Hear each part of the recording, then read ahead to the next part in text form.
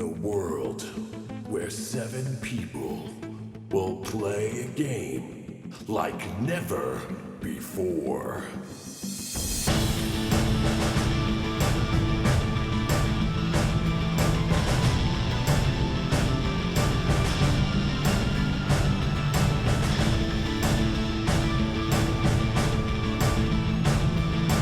Will they survive? Audio Dungeon.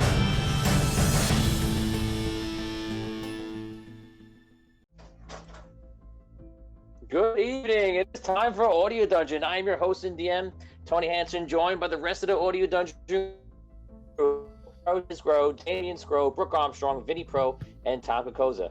Thank you always to our sponsors, Fantasy, Nord Games, Norse Foundry, Master Monk, and Phoenix Studios. And thank you to our staff, Todd Heaney, Percival Fairweather, Lee House, Justin Sarachik, and Steve Keeley for hanging out today.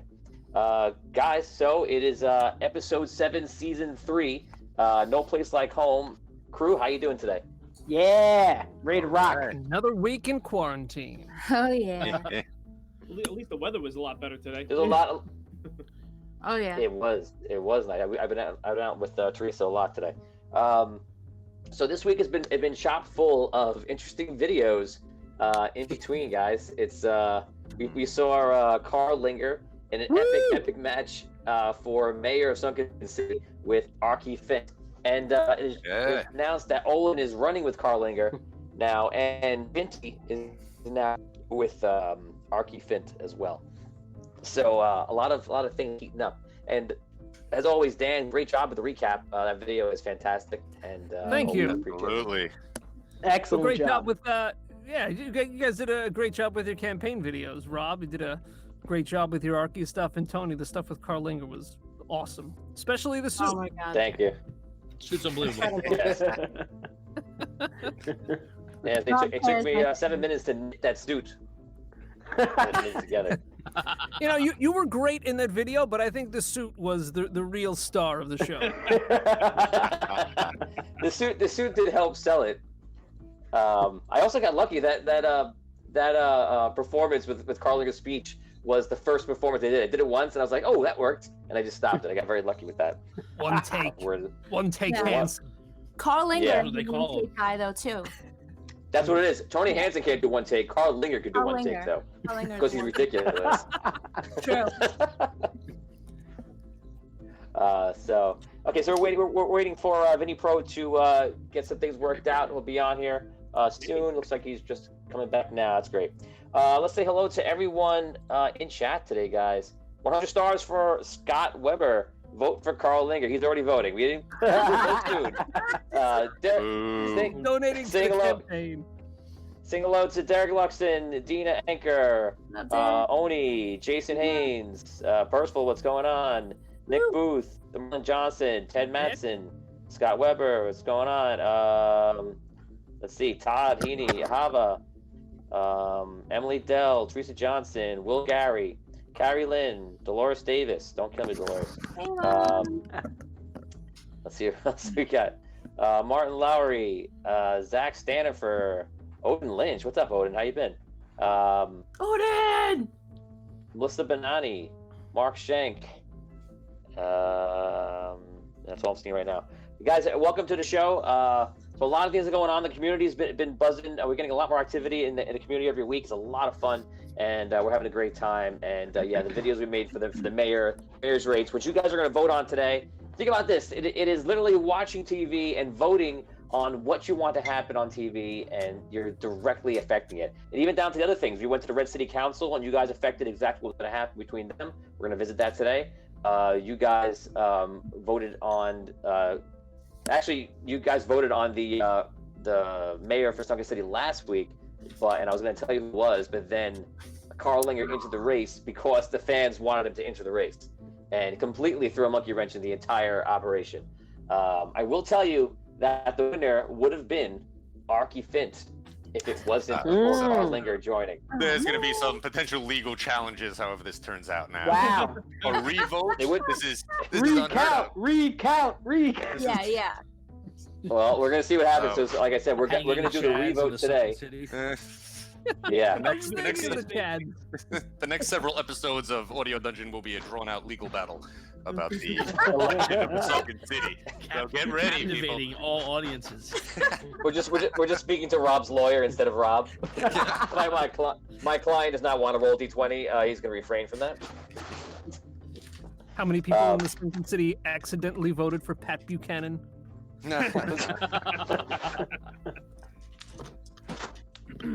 Okay, so let's get right into it, guys. Everybody, thank you for joining. Please share the stream out right now. That helps us out a lot. Get the word out. What's going on?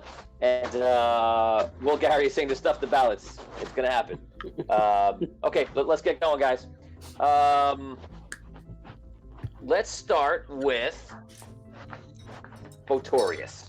Oh I boy, see you on the screen right now. Jacque is there. I am here. This is season 3, episode 7. There's no place like home. Botaurius, last time we saw you, you went home to Low Hills, and when you went home, There's no we place got to like meet it. Your yes, no place like it. We got to see your big family. That was very boring and not crazy and fun at all. So they're all over the place. It was great. And when we ended your story, you were approached by Conlon. Who was like the burgomaster, the deputy there in Low Hills, and he asked you to help him out in the morning about some thieves that come into town, and he told you that because of all like the dark creatures that are roaming the area, they were in the Red City, but they were in other places all around the world that you're finding all different spots, and they went and they killed a lot of the guards in Low Hills, and you found out there's probably about 10 to 12 guards left, and there used to be about 30 to 40. So you wake up in the morning with Jacque. You know Jacque is with you, but Jacque is heading over to Eldon after you're done here. He was going to go right away this morning, but as soon as he needs help, he's helping you out. So you guys wake up, and we're going to take it right from there, guys. Let's do it. He gets up. You see him sleeping. You wake up first, and you just see him. You see the sheet is over his laying in bed. You still sleeping? I go. I tap him. You go over and tap him. You see he pulls the sheet over him, and you see all the smoke come out. Yes, I am awake. I've been awake for several minutes. Okay. Ready? Are you ready? Yeah. Let's go do check it out. Okay, so you guys get your weapons on, armor on, and such, and you guys make your way downstairs. You have your nice outfit from being ordained the hero of the Red City, and you guys make your way to Conlon, the burgomaster's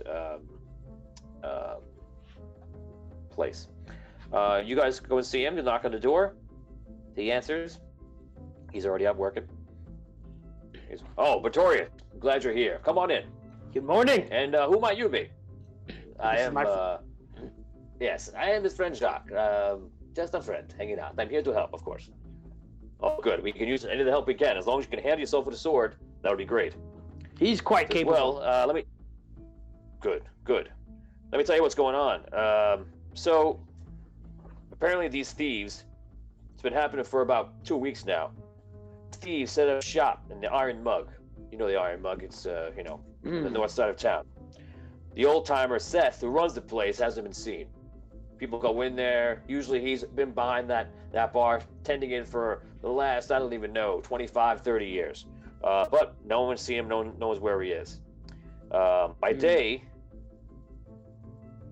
we're seeing that these thieves are out doing who knows what.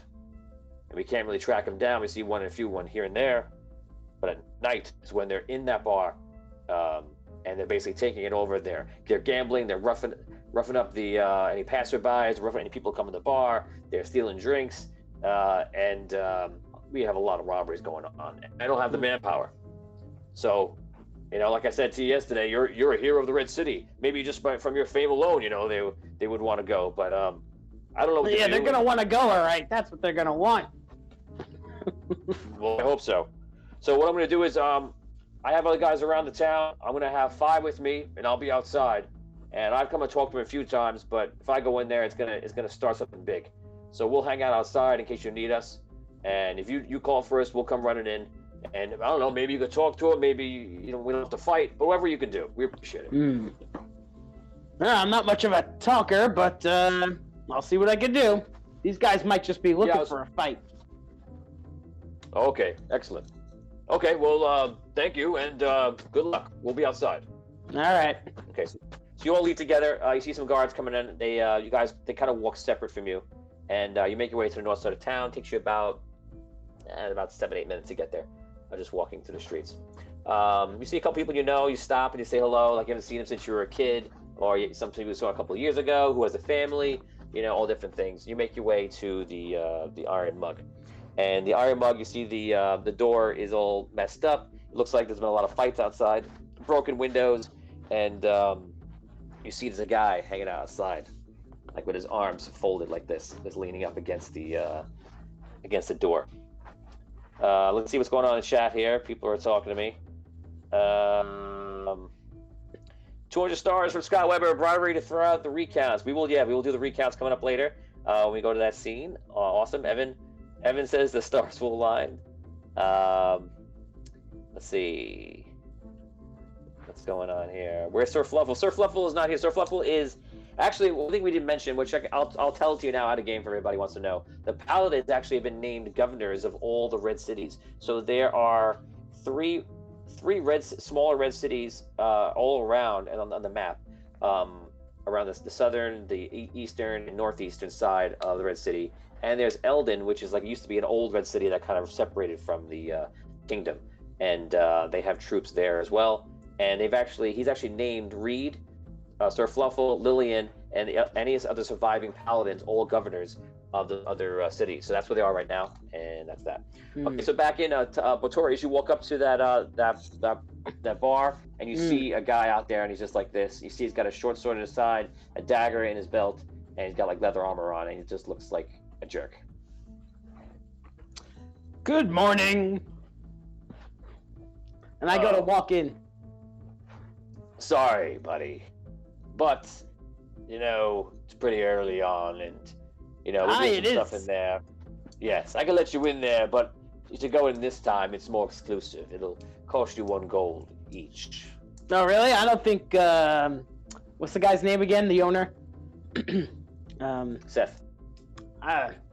Seth's an old friend. He wouldn't charge me. I'm just visiting in town. I've been here. I've been here in a while. He wouldn't charge me to come in. Oh yeah. Well, Seth has us running things for him while he's tied up recently. So I'm sure he'd be very happy for you to let me in. We'll tell you what. Pay the gold coin first, and if Seth wants to give it back to you, we'll give it back to you. No problem. Oh really? Yeah, but course. You're not. I don't see you giving it to him. Well, I don't take. You're gonna make him give me a gold coin back from you?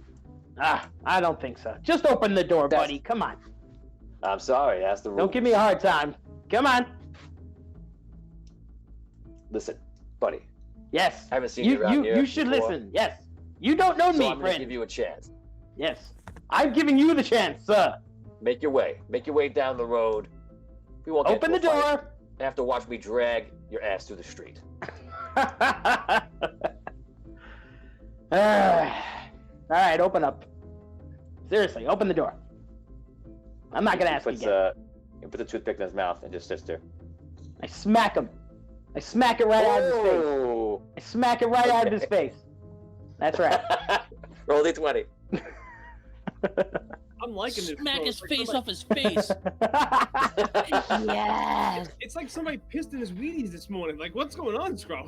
Yeah, well, it's fake family. because I rolled a 1, so it's fake. Oh. You rolled a 1? Yes, I rolled a 1. No. Oh my god. Yeah, it Oh, happens. wow, okay. You are Okay, so you go to slap him. You roll a 1. I'll tell you what, we're gonna make it more embarrassing depending on how you roll off the 1. All right, I'm gonna roll off the 1. Here we go. Yeah. A 5. Okay. So you go. Jacque is sitting there next to you, like waiting for you, like backing you up, and then you go to slap him, and not only do you miss his face and miss the toothpick in his mouth, you swing and you slip on mud and just land on the floor on your ass in the worst way. And the guy's like, ah! You okay there? and he kicks some mud on you. Goes, careful, it's a muddy day outside. Yes, truly it is. Yes. Jacque helps you up. He's like, you're not doing very good, pal. Yes, thanks, buddy. I know. All right, I get up and I, try to get myself together, make sure I didn't drop anything. You see the door opens, you see 2 more guys come out. They're like, what's going on out here?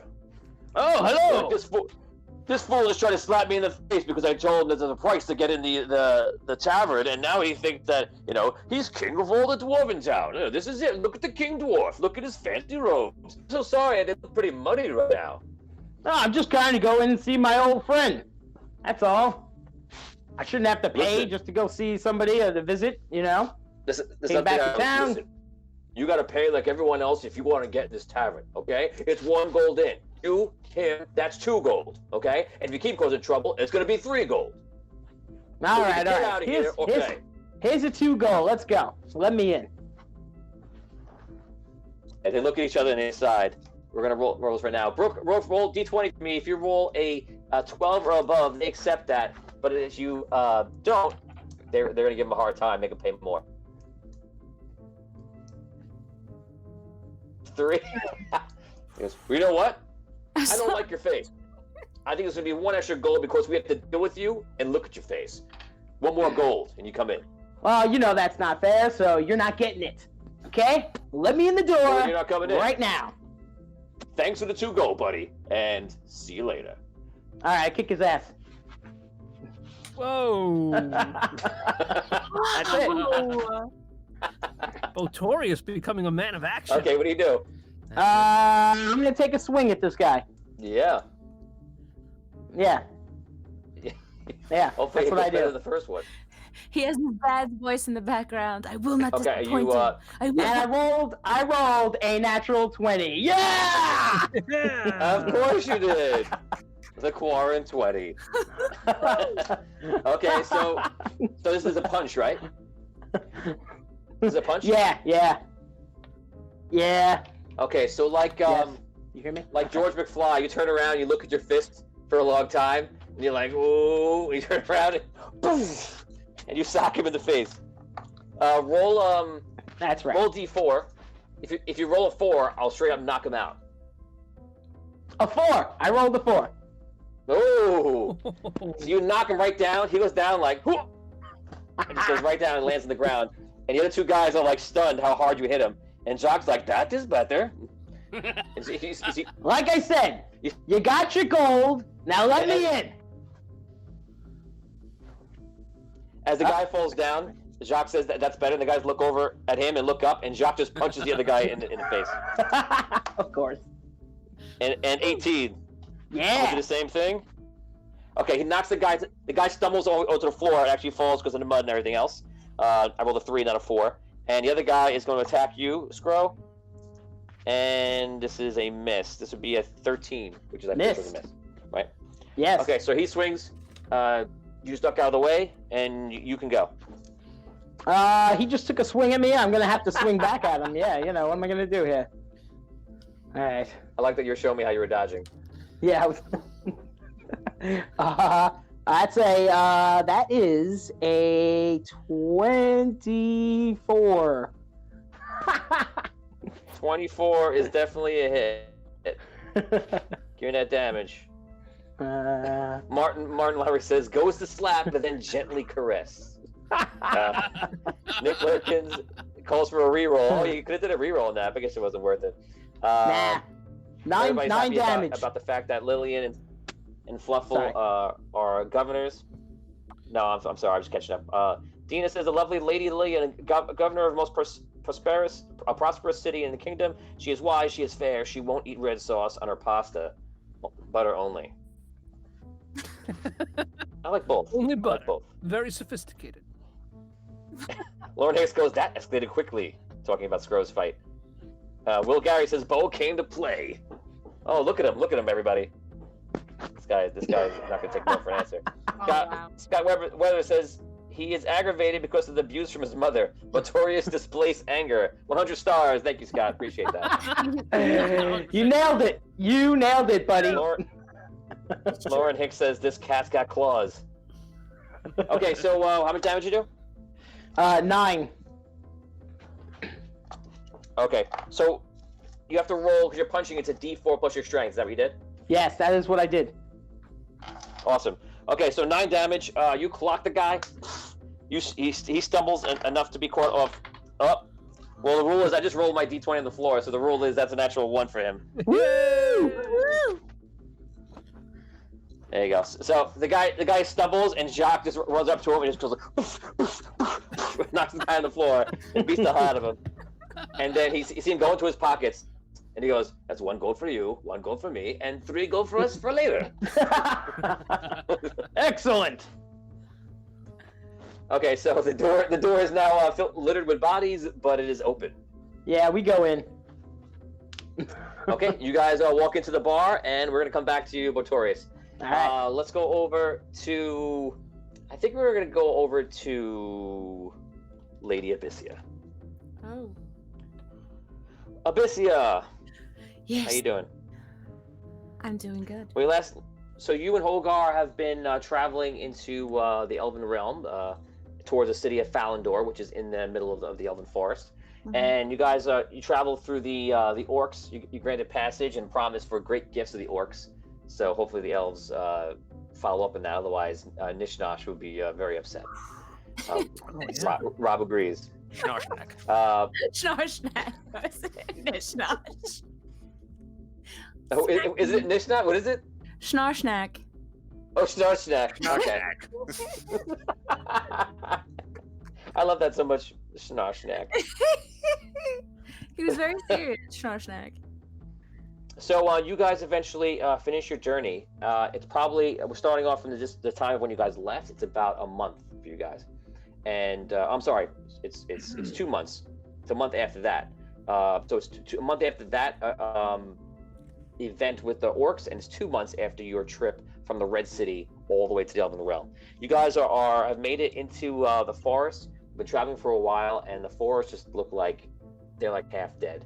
It's terrible. You can see the tree, and the tree. Holgar's seen it before. I can see the tree. Yeah, Holgar's seen it before. Oh, you can't see the tree. That's right. So yeah, the tree looks amazing, but I can't describe it to you. Holgar. Okay, obviously don't listen. Beautiful. He told me. Holgar, the tree is as you left it. It's looks like this all like bioluminescent moss is all around the tree protecting it from Captain Andaria, who saved the day. Thank you, Finbalar. You guys make your way into Falindor, and you see the city, and the city looks like it's been pretty much almost but completely destroyed. It's pretty bad. When you get there, you see people looking around. Remember, there's like 18,000 refugees, and they're all around there. And you even see elves coming out of the city who've been living as stragglers there, and probably about another few thousand. And like they start coming out, everyone starts reuniting with who knows who.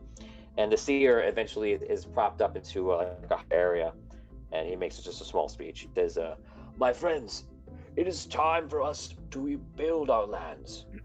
The Archmage took so much from us, but we will bring life back to our forests. And then, when we are strong, we will bring the war to the Archmage." Everyone cheers. So you guys travel around. Holgar and Abyssia and Lump pretty much stay with rangers that stay with the seer as well. You guys make your way over to an area where there's nothing there, and you see the seer walk over. He puts his hand up, says a few words, and all of a sudden, materialize in front of you, very high into the sky, is a large tower, a magical wizard's tower. And it appears, and he begins to walk right in. This is the first time for all of you, and obviously it is then called the Forgotten Tower, a tower that you've heard about. This is the tower where Findalar is actually from, where he learned wizardry. Now, time passes. So that was 2 months, the 2 month mark. We're gonna move you guys by like a week in advance, and Holgar, they have you going out and doing patrols with the other rangers, the elves, unless you have something else that you want to accomplish or do. No, if I'm going to be patrolling with the elves in the forest, I just want to make sure that while we're patrolling, I'm learning as much as I can about the forest from the elves. Okay. So the people you're with are actually all rangers. So for you, then it's actually very exciting because it's like the perfect opportunity for you. You know, you have your own skill set, but these are literally elven rangers, probably like the most rangery ranger of rangerdom. So so the elf charge is captain is called Slindo, and they're nice to you. They don't treat you kind of like a hero. They treat you just like as a part of the team, which either you like or don't like. And they don't go into long conversations. They're very much focused on their job, and you're just getting this like great internship into the rangering world. You know, like you're a high level ranger right now. You're 10 or 11, but you feel like you haven't spent enough time actually rangering that part of it. You just did the combat. Right. So you're doing stuff like that. Let's jump into the chat here, see what's going on. Scott Weber says, yes, Lump the Diplomat is here. Dolores Davis says, say snark 3 times fast. Snark snack, snark snack, snark snack. Martin Laurie says, Lump should have challenged for leadership of the Horde. That could be Lump's future. Maybe he could do that. He could probably win. Anthony Walton says, let Lump free. Okay. Will Gary says, the strategy is to put the stream on the TV via YouTube, then comment on your phone and Facebook. That is exactly strategy. Actually, my fiance Teresa does that. She's doing it right now. It's a good way to view it. It looks great on TV. Martin Laurie says, can Lump learn another cantrip now? We can make that happen. Guys, put up in the comments some cantrips you want Lump to learn. We'll pick one. Tim Shanks says, Power Rangers. Yes, this would be the Power Rangers. Are they? Yes, and they're all the Green Rangers, says Kyle. Bribery for 200 stars from Scott Weber. Bribery for Abyssia to have 2 months traveling with her seeing eye Lump and her being able to find, research some mystical site magic solutions during downtime. I'll say wish granted because we're going to get to that in a second. Lauren Hicks says Ranger Danger. Yep. And Todd 80 says that is the way I do Twitch. Mostly I'm still ahead. The TV combination of the phone is really good. And that is it. We're caught up. Guys, keep chatting, keep sharing, and click the bell if you don't follow us already. Twitch, YouTube, and Facebook. We appreciate it. So, Abyssia, you've been spending a lot of time with the seer, actually. In the beginning, it started off as you were helping him, he's trying to get acclimated. He's cleaning up his laboratory, his library and such. And he's obviously now he's the ruler of the Elven Kingdom. He wasn't that before, but he is now because they were all wiped out. So he sends the Rangers off and tells them he don't need protection, but he asks that you stay and help him, even with just simple things. What do you say to that? I say yes, and thank you. Okay, so over that week that we just passed, you're helping him out, and you're starting with simple things like you're literally like you're starting a fire, you're putting on some food, you're making sandwiches, things that you're really good at. So you are. I mean, everybody knows. So everybody knows. It's amazing how I cut the meat without even looking at it. It's great. It's great. So it's first it surprises you that he's actually having you do small things, but you feel like there's a certain out of game Mr. Miyagi lesson in all this. Like he's trying to let you acclimate to like doing small things and getting used to your non-sight. You walked the last 2 months, and maybe that helped you. Slap it in on a sandwich.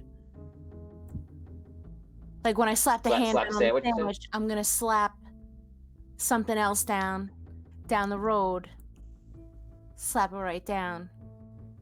Yeah. I see.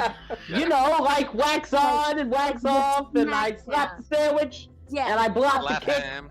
You know, the ham. I lay the bread. I smack it. I block the punch, slap the sandwich, block the punch. That's I'm it. glad Okay, so he showed you that because I had no damn clue. No. So he shows you. Sorry, then. He shows you to to build a fire. He helps you get you started. He helps you learn it. You start doing it, and you're doing it like a couple times every day. He shows you how to help make the food and make the sandwiches. He actually literally is helping you because you have no sight, and you're actually like you're doing other chores. Around name a chore that you might be doing that you think, Brooke. Oh, You're organizing the books. washing that? clothes, What? sweeping. Oh, okay. Okay, washing clothes, sleeping, and organizing the books in the library. You're basically putting a magical library back together. You do it for a week, and you're getting frustrated, and it basically he comes and walks over to you and talks to you. He goes, "How are you dealing with the loss of your sight?" I thought I would be handling it better than I am. I would say you're doing very well. Thank you, and I appreciate this and all that you're doing for me. But it's just getting very monotonous. I need to learn other skills. I need to get out and help my friends. I feel like I'm helpless here. I can't help. You are not helpless. You are relearning. You're relearning how to live your life. Look at my ailments. My eyes don't work as they once did. I got used to it. I, of course, over time, created this crystal for myself. But we deal with life the way we can, and the way we have to, because life is unpredictable. But you are not useless. Think about what you can do. Show me. Slam the ham on the sandwich. And he grabs your head. He goes, "Very good. Show me. Sweep the floor."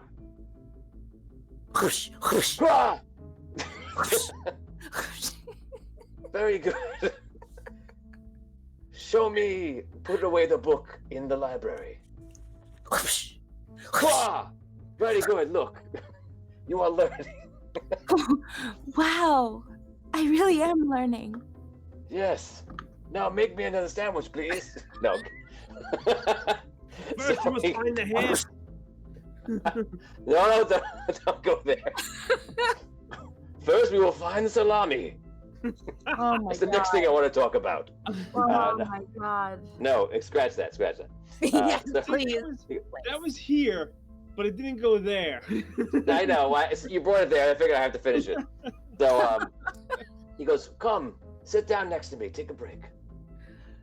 He gets some tea out and put the tea out there. You feel the tea. You start drinking, and he goes, "You are learning. We've had a journey of 2 months on the road, and I've seen you walking, come from a very confused wander to a focused person. You were listening. You're listening to my words. Listen to the people around you. You've adapted to your hearing, and now these small tasks where they seem like nothing are helping you in another way. It's important that I want you to have that base, and that will become stronger. But I have something else that I want to give you." So for the last week, the seer seems to be working on a couple different things. You're not sure what he's been doing. There's something with magic, and you're not really sure.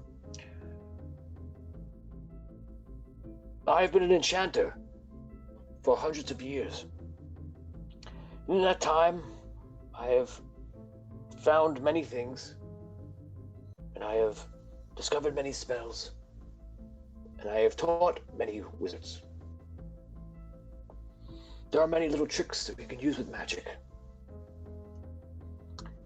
But I would say when I lost my sight at a very young age, I was at least lucky to gain something else from the whole event that I will now give to you. It is called the Amulet of the Hidden. And he goes over to, I have rejuvenated the powers of this amulet recently, of this last week. And he has the amulet, and it looks like a circular talisman. It has a very interesting design on it. It actually has the markings of the queen on it, and which is peculiar. And he says, "If you put this on, you will find that it helped you." He hands you the amulet. Does he tell me that it has the markings of the queen, or does he just give it to me? He just gave it to you. He didn't comment. I don't actually, know. I'm sorry, you don't know. Right. Yeah, you don't know. I'm sorry. Scratch everything I say that you see. You quick you can. Yeah, but I have to see if I know. Okay, I get it. Okay. Feels solid. Feels That's your like description. metal. Metal. Like a rock. Tiny. Oh, like a rock. Do you put it on? Yes. Okay. You put on the amulet. What's The it called? Amulet of the Amulet of Hidden. what? Amulet of the Hidden. Okay. The Amulet of the Hidden. The Amulet of the Hidden creates a very subtle hum, which is magical, When someone gets close to you, or an object is near you, you'll be able to sense it. You see, it actually grants the wearer with true sight. You can see the magical field it creates and view the object it hits up to about 100 feet away, I would say. And it travels in all sounds that the sound can make. You see, it is a clever trick. I did not make this, but it is indeed ingenious. It creates a magical hum, which can be detected by your true sight. And therefore, when it flows over objects and people, you're able to see everyone in the area. But it is important that you use this, but you also enhance your skills of listening to the surroundings. You being a bard, I'm sure already possess this great skill, but you must enhance it for yourself. Thank you. I hope you like it, and I hope I help you. I do. Who made it if you didn't make it? Well, let's say the person who took away my sight also allowed me to grasp this and take it at the same time. That doesn't make sense. Do you wish to hear the story? I would tell you if you wish. I do wish. Well, I wore this many, many years after I lost my sight. I was with a group of wizards, all young and rash, and we were seeking adventure. We sought and found a collector's dungeon in the far east, now the deserts, north of the Queenslands. These dungeons are filled, supposedly, with many powerful items from the First Celestial War. I know that your party has encountered a collector's dungeon or two, but these in the deserts are far more powerful and far more dangerous. 5 of us ventured inside, but only 3 of us returned. And upon our exit, a queen sorcerer, a geomancer, by the name of I would never forget, of Minda Morgana, was waiting. You see, she overheard our plan at a nearby town and followed us to the dungeon. She waited outside, and she surprised us with a darkness we couldn't see. And again, there were only 3 of us in bad hurt. After the darkness came, immediately she cast a spell, filling the air with a storm of ice. My friend Krim was killed, and the other was nowhere to be found after. I woke up to find myself struggling, coming out of consciousness with Minda, as she attempted to rip what we found out of the collector's dungeon, which was a magical key. It was something more than a collector's key. It was something that me and my friends sought and heard about in our youth. Something of legend. What? She ripped the key out of my hands and attacked me with an enchanted dagger made of ice. The dagger slashed across my eyes, and I lost sight immediately. I reached out, trying to retrieve it, and grasped for anything I could, and I pulled this amulet off of her neck. I believe what she was using to see in the magical darkness. Now that she couldn't see, and I still couldn't see, I just clenched the amulet because it was already in my hand and fled. The amulet now is the one that you hold in your hands, and it now belongs to you.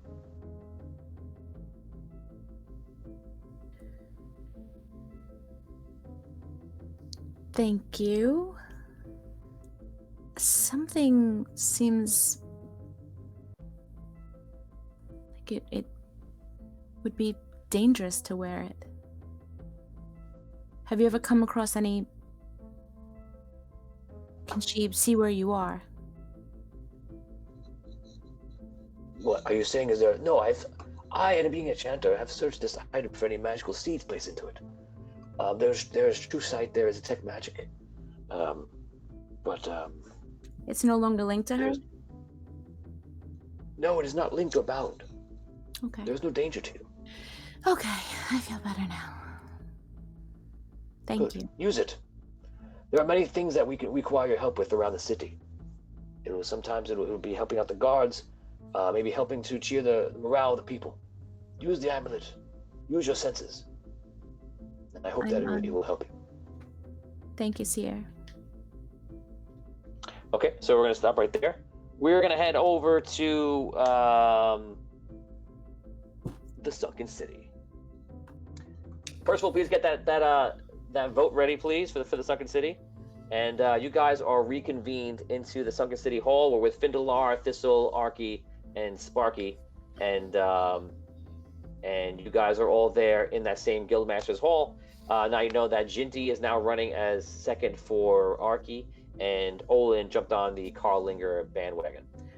Raven is still running by himself, and that's it. It's basically all three of you. So you guys are there, and you're going to make one last speech before the final vote. As you saw in the artwork of Scott Weber, gnomes have been around all week passing out pins and everything else for Arky and for Carlinger, and it's been a lot of voting. And people are trying to figure out the future of the Sunken City. And remember at home, guys, as you're voting on this, and you're going to vote on something else right after, you're literally dictating the future of the story of this campaign, which is something we love here in Untitled Dungeon. We want you to have literally every input that you can on the show, and as much as we can put into the story, which is a lot of fun for us. So without further ado, let's go into Arky Fint. Jinty announces it. He goes, okay, everyone, I want to present to you a gnome man who is above all of this garbage. What am I talking about? Well, the Queen has destroyed our city. She has led us into a place of darkness. And what about the man that went into the darkness? He went in there and he killed the necromancer. My friends of the guild, we need a man that is not afraid to go into the dark and bring the light, and that is Arky Fint. I present to you the one and only, the original Blackwater Bandit, hero of the Red City, slayer of the necromancer, and shooter of Thistle the Halfling, Arky Fint. Woo! Thank you, everybody. Thank you. This campaign has been such a wonderful experience. Getting the chance to speak with all of you, hear your concerns, really sit down and know just what makes the Sunken City tick. And I have to say, Jinty, when I agreed to team up with Jinty, I couldn't have felt more honored. When I was a little gnome, my father used to say, son, Jinty beer bottom, that's the kind of man you want to emulate.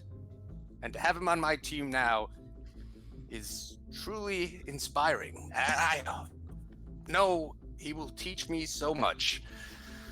And as for my opponent, you'll see who his running mate is. Olin, the mayor who betrayed us.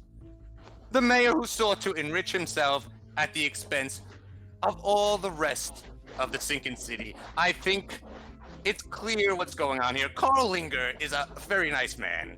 We all enjoy him. He's funny and personable. I mean, I'd love to sit down and have an ale with Carlinger. There's no question about it. But to be the mayor, clearly he would just be a puppet of the old regime.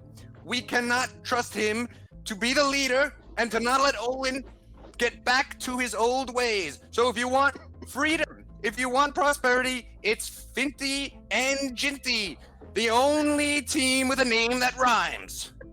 And that is true. Thank you, everyone. And God bless. 100 stars from Evan. Appreciate that. Because everyone cheers for you. You see, Olin gets up. Well. Let me just say, we've been through a lot, haven't we? We've been through the occupation of the Queen, all the war they brought upon us, all the slave work 8 hours a day, only 4 15-minute shifts. Ridiculous! No one makes me work 8 hours, and no one makes me bleed my own blood. Let's just say, I got us through it. I'm just gonna say it. I'm putting it out there, and there it is. I got us through it. Of course, you're on the outside, many of you, and you're looking at Olin over there, and you're saying Olin is just giving in to the Sunken City occupation. He's just doing whatever. No, there are so many times that many dangerous things could have happened, but Olin stood up, and I put my amazing rickety top hat on and my dirty suit, and I went to work for 8 hours every single day of the week, because that's what a mayor does. So mayor Now- tries to rip off the city when it's in its worst peril? By leaving all its civilians with all the gems? Somebody and the money that somebody runs shut off? that halfling up. That's Please, what a thank mayor you. does. It runs when its civilians need help. It takes all its money. He looks and over at some runs. dwarves, and you see two dwarves go over to you, and they're like, sir, could you please be quiet? I will be quiet when he's no longer on that pedestal. Till that day, you can try and Sir, shut he has a right to speak, and you're disrupting the procession. And I have a right to speak too. Okay, sir, you're coming with me. They I put their hands on you to bring you out. If they try to grab me, I try to escape them. I am not moving. They try to grab you and bring you out. Vinny has been the anti-wild card for your campaign. I lean over to Arky. I go, throw your support behind Carlinger. It's our only hope of not having the Raven take over the city. Okay, so they're trying to get you, Thistle. You're resisting the whole time? Oh, 100%. Okay, this is a stupid roll because you don't know why you're not going to make this. But roll a dexterity check, regards. 22. Yeah, I rolled a 9 and 6. Okay, so basically it's a shit show where you're running around the room. Just constantly berating Olin the entire time. Okay. This is what you So, do to af- civilians. You force them to leave an open speaking area. This is what you do. As you Let me steal just the room. finish in saying, without the noise in the background, that I stood where others might have on fallen. top of the chest. I was here. You stood I was on here. top of the wagon as Arky you tried Fitz, to leave where with was he? everybody's money. He was not here. It doesn't matter if Arky Fitz is a great man. He did a great thing. But let him do his great things in other places in the world. We don't need him running the city. We need him fighting evil. So let him do that. Let's let the mayors mayor. And let the heroes be a hero. Without any more wait, I now bring up to you the man of the hour. The man with the plan. Mr. Carl Linger. You see Carl Linger comes up. Hey, it's me, Carl Linger. How's it going, guys? Let me just say, I appreciate everyone voting for me or getting ready to vote for me, and I appreciate all the things that say my name on the streets. It's wonderful. The other day I said, Carla, that's my name over there. And she said, yeah, it's almost my name too if you put an A at the end. And I said, you're right, Carla. We had a great time. I love this city. Like I said in my speech, this city is my family.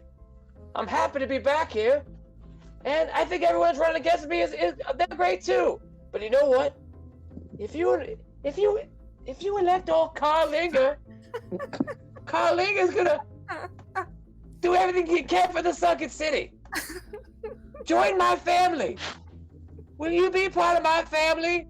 Hello? Hello?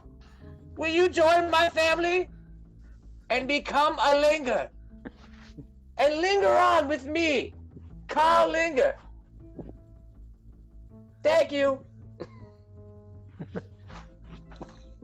Woo! Okay, so He's that's Carl Linger's speech. persuasive, I don't know. There's something about him. Raven comes up.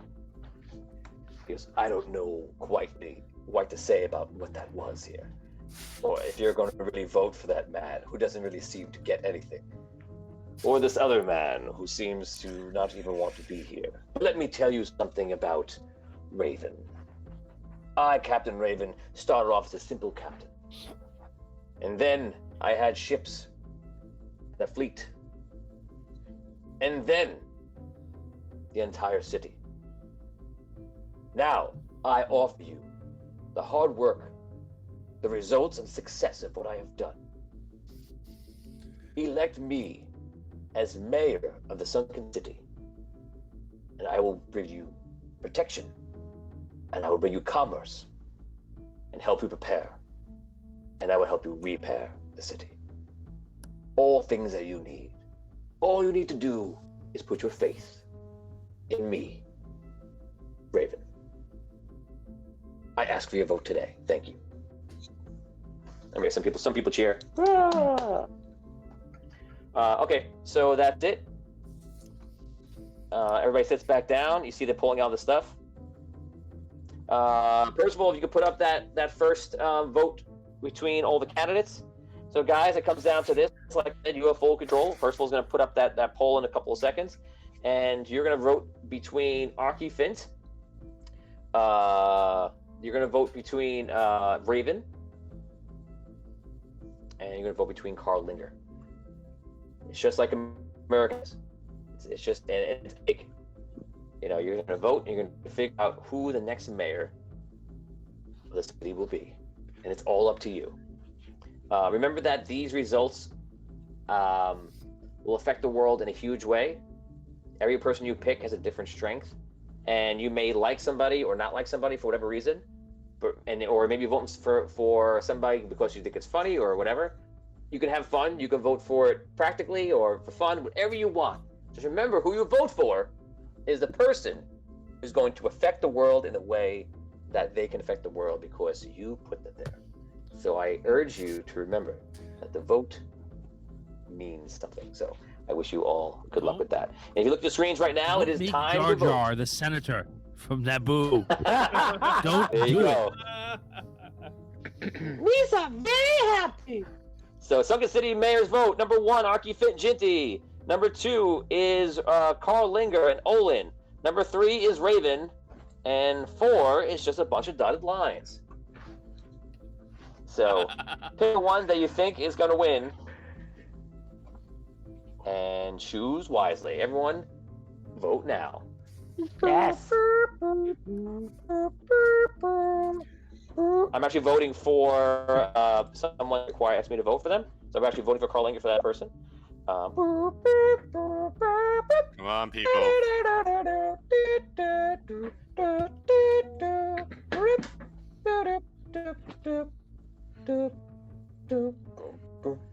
Okay, guys, the votes are finishing up right now. First of all, please let me know what the result is. Slowly and drawn out over a period of 3 hours. Okay, so we're gonna come back to that vote right now. Actually, we're gonna go. Tom, you walk around the city and this whole voting thing, everything else. You're kind of caught between this whole mess. Thistle, you as well. What are the two of you doing when you're around the city? Anything of interest? My whole reason for coming here was to find out information about my father. So being that Carl is wrapped up in a friggin' election, I'm gonna go visit the old guild hall and see if it's still intact and or even there anymore, for that matter. The guild hall is there. Do you mean Smithy's Tavern? No, I'm talking about the Thieves Guild. Oh, the Thieves Guild. Okay. Being that So- the thieves are all pretty much dead except for me and Carl. You go up to you go look for the Thieves Guild. Yeah, the only thief you can really talk to is Carl Linger, who is the last thief. No, I know, but I want to go to the guild itself, like the hall, Yeah, whatever you they go had. back to where the guild is. You know, it was actually an underground area underneath the one of the buildings. And when you go there, you see that everything underneath the surface level is all running water. There's like streams everywhere underneath now. So you're pretty sure that everything wiped out. Unfortunately, only information that you need is in the brain of one man. Great. Great. Fiddler, what about you? What are you doing? So I'm going to do a couple of things over the course of the week. One, I'm going to start a small whisper campaign, letting citizens who are kind of on the fence about the vote understand that Carl Linger was a member of the Thieves Guild, and that he's not to be trusted, even though he is well liked. The second thing I'm going to do is I'm going to try and talk to some of Raven's men who are around town, and just try and see if I can get a sense from them about what they really think about him, if he's somebody that they follow out of love or fear, basically, just to get a sense if he happens to win, is that something that we're going to need to deal with, or is that something that's not going to be a terrible decision for the Sunken City? Do you find that I'm out in the open about that. That's not like subterfuge or anything. I want to kind of be open that, like, hey,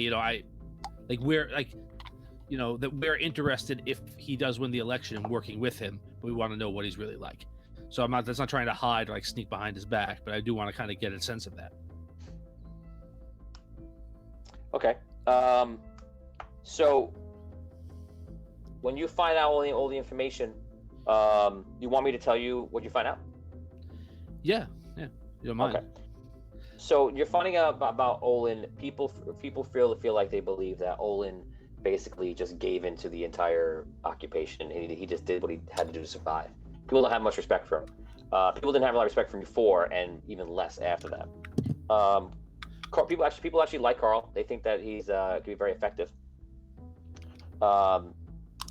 And Raven, people don't know him too well. They only know what they keep hearing. They keep hearing like reports of sailors and commerce, and the fact that Raven was like, robbing ships, and ships in the name of Raven were robbing other ships, pillaging small communities like that. Once he took over the city to the north, Raven's Claw basically, as he named these people, Northgard or Northport. Once he took it over, he was starting to like play more political, and but people knew his like deadly past. People don't give much percentage. People don't give much weight to Raven. They're not really considering him as a mayor, or maybe some of them think that he may be a good mayor, but they're not really sure. They just don't trust him. They don't feel like they know him. They only know his reputation, which is not a good one, and a lot of them just don't really know what to do overall, if you had to put a sentiment to it. Okay. I actually, if I'm getting that sense over the course of the week before the day of election, I want to write him like a letter, basically, just to say, if you don't happen to win, like we if you don't happen to win and an Archie does, that we would be interested in kind of still having trade with you and developing a relationship. The fact that you don't win the election doesn't mean that the Sunken City doesn't want to have any kind of relationship with Raven or Raven's Claw or any of its ports, or any of its ships. Like, I want to try and be a little diplomatic about the fact that, like, we want, like, this isn't the end if he happens to lose this election, and that I'm speaking for Archie, even though I didn't really talk to Archie about this. In the letter, I'm saying that I'm speaking for Archie, and I'm doing that kind of back channel wise because he can't obviously make that promise before the election is finished. Okay, so you send a letter over to him. Raven has been known to basically hang out in the city. He's been hanging out in the city during this whole procedure. He's not going anywhere. He has a boat out in the harbor. He's basically staying on the boat and just like taking a sloop in or whatever. I was watching to see if Scroll would laugh. I said that. Okay, you guys wait a few hours, and you're all sitting there like basically biting your nails, waiting for the results, and finally the results are in. Before we get to the results, let's look at the stream and see what's going on here. Evan says, "Let us all linger in this wonderful city." 100 stars. Thank you, Evan. Appreciate that. Evan says, "How many stars to become here?" Scott Walter says, "Oh crap! I thought this was the line for tryouts for the Second City comedy troupe. Don't vote for me." Nice. So Derek Luxon says, I do think Carl Linger is the best so that Arky can find his way into tax breaks. Raven is still just parroting the same dang thing. Scott Weber says, hashtag Linger on. Oni says, so shady. I think he's talking about Raven. Lauren Hicks says, Finty and Jinty 2020. Yeah. Zach Stanifer says, go Arky. Percival Fairweather says, also my name is Lord Percival. Yes, thank you. Derek Luxon says, number 4 choice should be Dolores. Yes. Dolores, we're one for mayor. Let's see. People are just asking. Oh, there we go. The poll. If you didn't see the poll, refresh. I'm gonna give you another minute, and we're gonna do it.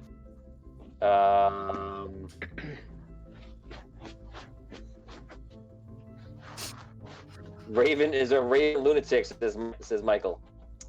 That could be true. Okay, guys, here we are. We're going to the vote, and here are your votes. Oh boy. On the bottom, just reading them as they came in, guys. On the bottom of the entire chain, in last place is, with 1% of the votes, Ooh. Dotted Lines. Wow. He's just not ready yet. Yeah. You threw your vote away. No water. You're too inconsistent, Dotted Lines. We need to be more straightforward. Someday. Something more solid. Just think, no matter what happens, Rob, you ran against Dotted Lines and lost 1% I vote. beat Dotted Line. Dolores and Linda. I am better than Dotted Lines, ladies and gentlemen. In third place is Raven with 6% of the vote. Ooh. No surprise. 6%. Wow. And now we go to first place with 66% of the votes. The winner and mayor of Sunken City is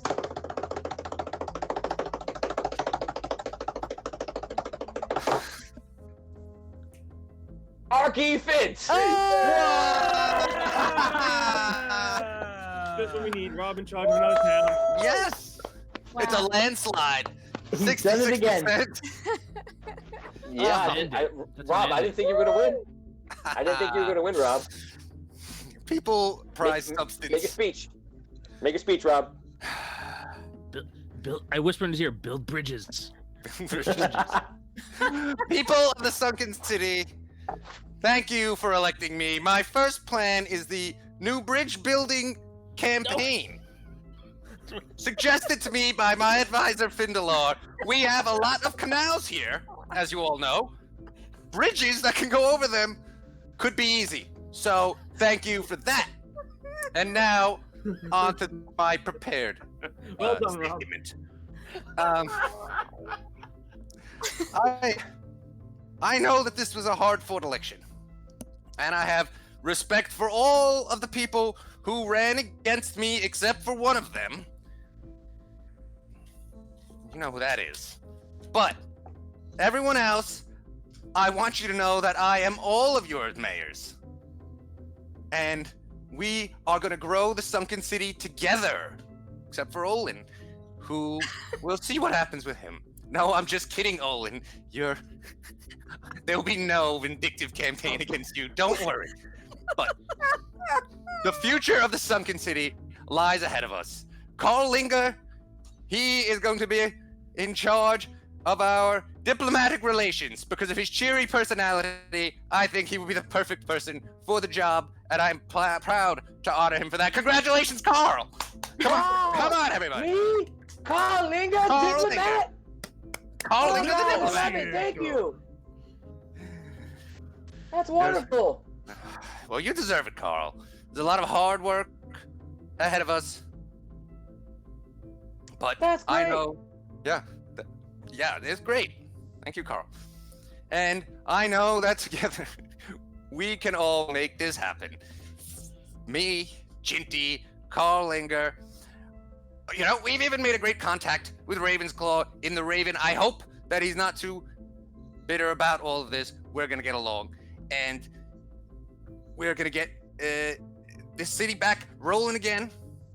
I have a lot of big ideas, and I see a vision of the future where everyone is flying around in robotic suits. That is the promise. That is where we will be 4 years from now. I am Archie Fint, and I am now your mayor. Thank you.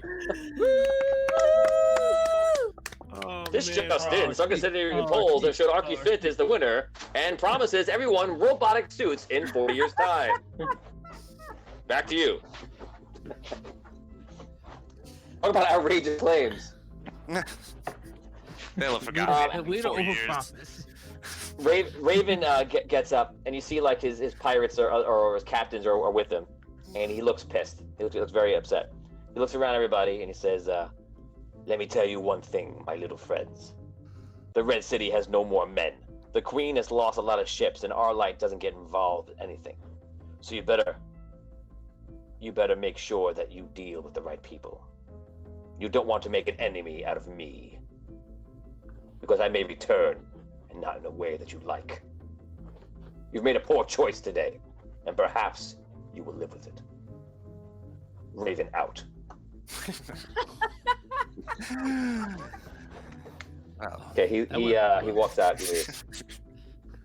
Okay, you guys celebrate. You have a party at night, and you guys you go to Smithy's Tavern. I don't think Smithy never was seen again after that. Was Smithy returned? I don't think he was. Smithy's Tavern. He's not run by Smithy anymore. So you go to Smithy's Tavern though, nonetheless, and it looks like it's a jungle because there's vines and all this weird stuff everywhere, and the building's been cracked and destroyed and repaired so many times that it's just like a completely different place it was when you first were there. You guys have the party. You're all chilling out. This is Findelar, Thistle, Sparky, Arky, Carl Linger's there, Jinty, and a lot of other people are all there. And anyone else from Brooke and Damien and Dan, if you want to play a NPC. Dan, you know who you are. Dan, you are Lord Jameson Front, one of the lords, one of the top businessmen. And if anyone who's seen the pre-episodes on Patreon, you might. Oh no, it's not out yet. That one isn't out yet. But you will, when you see that episode, you will be introduced to Lord Jameson Front for the first time. But and Brooke, pick your character, and Damien, pick your character, and guys, we're all hanging out at the party, and it's a big celebration. Roleplay. well, we did it, everyone. Here, Thank you here. all so much. Could not have done it without all of your support. Yeah. Especially you. Yeah. Lord Jameson. Lord Jameson. So good of you to come. I'm honored. Just very much a pleasure for you to be in my presence today. Very nice to see you. The name is Lord Jameson Frost. Yes, Lord Very good Jameson. for you. Yes. Well, we have many things to discuss, sir. Your financial acumen will be most welcome. Very the much days so. ahead. Yes, I am a very well-known financier here in this Sunken City. My financial advice will be very, very highly appreciated by you and your staff. Thank you.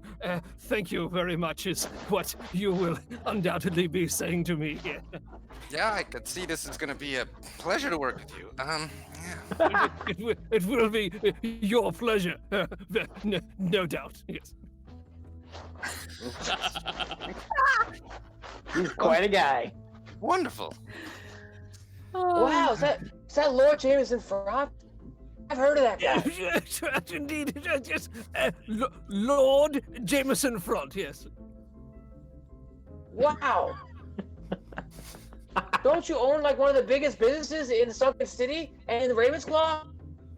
Indeed. Wow.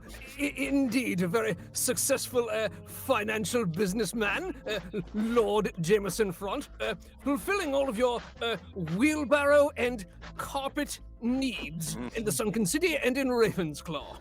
Wow, I would love to have a carpet from Lord Jameson Front carpet. That's amazing. Good luck to you in the future, sir. It's an honor. Very much so an honor, yes.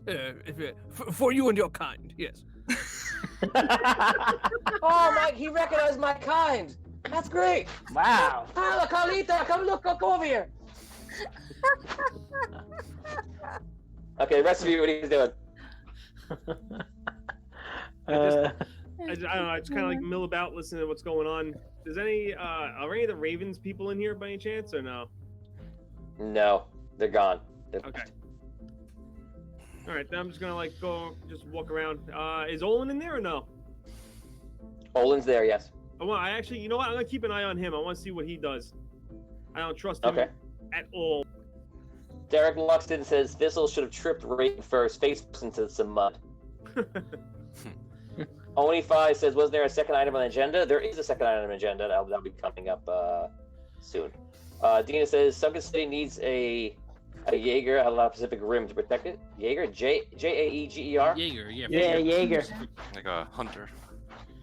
Oh, cool. Translates. Giant robot. Yeah, giant. Luca Penny, giant welcome to the stream. No. Hey. So. Derek Luxton, but not a full-size one big enough only for gnomes are capable of driving it. Scott Weber says, bribery. Meanwhile, 2 dishwashers from Magnolia's try to figure out how to exploit Carl's news position, and more importantly, how to pay back the Hobgoblin loan shark they borrowed the money for Carl's campaign. Oh, man. Fire to stars. Thank you, Scott. Appreciate that. Thank you. Guys, if you haven't shared out the stream, this is a great time to do it. Please share it out. If you like what we're doing and you're having fun, let other people know what we're doing. Also, someone's got a problem with their microphone right now. I'm not sure if it's, my guess is it's Dan or Rob. See if you can figure out who it is. Someone has a lot of background noise. Someone's like rubbing up against the mic. Rob, talk for a second. Check 1 2. Check 1 2. Cut your mic, Rob. Vin, cut your mic. Brooke, cut your mic. Me? It's you. Scroll, it's you. It's me? me? Yeah. Yeah. Yeah. Rubbing against your shirt. He's shaking violently. Yeah. He's like, is it me? Is it me? Is it me? Rubbing the microphone. It's- Did we find out which one of us it was? You should have Okay. just had everyone else cut their mics and then just leave Skrull up there by himself. Squirrel, any idea who it might be? You guys know yet? Did you figure it out yet? How's the investigation going? This is a problem. That's strange. Okay, well, I'll see what I can do. I don't know. If you can't do anything, just mute when you're not talking. Okay. The best you can. Okay. So you have the party. Thistles, anything other investigative questions you do, Thistle, or no? If not, I'm going to advance to the next part of the story. You're mute. Your mic. The mic is mute. Sorry. Your mic is mute. I just kind of want to watch Olin and see what he's up to. I want to make sure he doesn't do nothing stupid or say. Olin's just drinking, and he's kind of like seems both relieved and upset at the same time. He's drinking on the bar by himself. If you want to talk to him, you can. Nope. I'm just gonna watch him. That's all. You hear him singing. He's singing. Nobody knows the trouble I've seen. Nobody knows I'm a good mayor. I actually go over to Thistle, and I point out that Olin seemed to have dealings with the Thieves Guild. He at least was really buddy with Bludgy. There's a possibility the guy might know something that is helpful to you. At the very least, you can make fun of him to his face. As much as I'd like that, I don't know how much of a help he would be, because the stuff my father was doing for the guild was, they really didn't talk about it. And that was before Bludgy was in charge. Yeah, but I mean, I don't know, and I don't need to butt in. This is your business. But my understanding was that Bludgy was trying to like butt in and like form his own relationship with Olin, but that there was already some sort of like Mayor Thieves Guild relationship in place. I'm just saying there's 2 people here you can talk to, and you hate both of them. I know. And so, I don't want to really talk to either one of them, but unfortunately, I'm going to have to take the lesser of 2 evils. All right, Carl seems like a good guy. He's just like I said, the lesser of 2 evils. All right. Just throwing it out there. All right. back away. Okay, Thistle. So you do nothing. You're done with the rest of the night. Right now, I'm just watching him. Okay. Well, I'm gonna move on. I'm gonna advance the story after this party. Yeah. Okay. Okay. Yeah, You're the best. party Okay. then I'll do my thing. Okay, so we go to the next day. You guys have your first meeting. First of all, please put up the poll if you can. You guys have the next meeting, and a very large issue has come up. And actually, before we do that, guys, if you are enjoying the show right now, and you tell us what you think of that voting thing, because in the future it's good for you to know what you guys enjoy and not. Give me a emoji, and there's a new emoji hugging a heart. That's nice.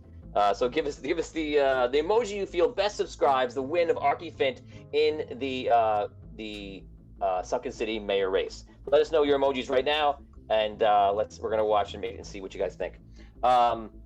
First, we'll put up that next poll, guys. You meet in the Guildmaster thing. Other people are there allowed to watch. So Falindor, Thistle, you're there. Sparky's there. Jinty's on the guild with you, and they come up, and Jinty says, okay, he goes, our new mayor. He goes, we have a very big issue to figure out today, and it's going to go to vote for the whole guild, and we have to figure out what we are going to do with the Sunken City Allegiance. So, as we talked about, we have an invitation open from the Red City, and they want us to join. He goes, what we would do is provide them with help and our contraptions and cannon towers are built for them, and they would help us out with repairs and money and get us moving again, and they would provide us some protection in I think a few thousand men, and just help us get going. We have an invitation still open from Raven, who is very upset about what we chose, but Raven wants us to join underneath them. They wouldn't be doing anything to take us over or do anything now people are worried about. They've wanted to emphasize that all they're going to do is simply put ships in our harbor, protecting us. They're going to open up all their ships. Right now, there are no ships from them coming to port, and they would be coming through there and giving us business, and or we can stay independent. But we don't have any commerce flowing right now. We don't have any troops to protect us. We have to repair our outer city walls and our gnomish towers, the cannon towers and defenses and really everything. We would be a little bit vulnerable, but we'd be on our own. So we have a big decision to make, and I open it up to the mayor and to the rest of the guilds for that vote right now. And Lord Percival, if you wouldn't mind, who has come all the way from the Red City to help administer this voting, which is highly unusual, but makes sense in this fantasy fictional world. So, Lord Percival, would you please put out the vote as part of the Royal Voting Guild of Andaria? That's who you work for. That's it. Okay. So we got it now. Now we worked it out live. That's what it is. Lord Percival from the Royal Voting of Andaria, not America.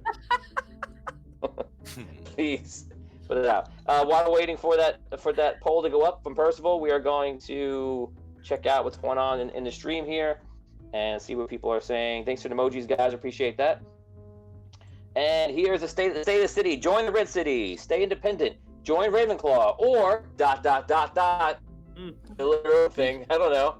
Ooh. Derek Luxon says, okay, so now it's Thistle for Thieves Guild leader. Ooh. That's interesting. Nope. Scott Walter says, yay, a Hulkbuster in every driveway. Ani says, no, the guild leader is assigned by the upper guild. Percival Fairweather says, he didn't call for the poll yet, did he? Yes, I did. And there it is, the poll's here, thank you. 1 star from Scott Weber, I think it's Scott Weber. Sad for Carl, happy for Archie.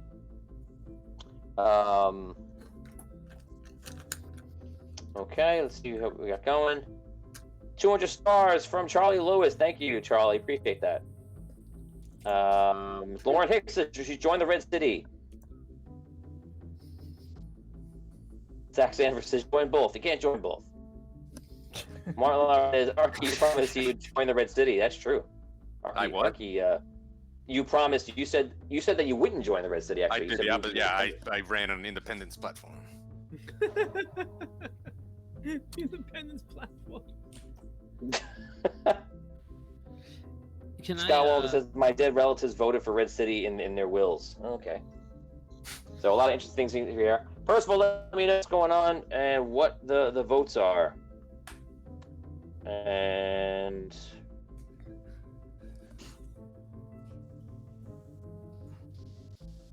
we're gonna see what happened.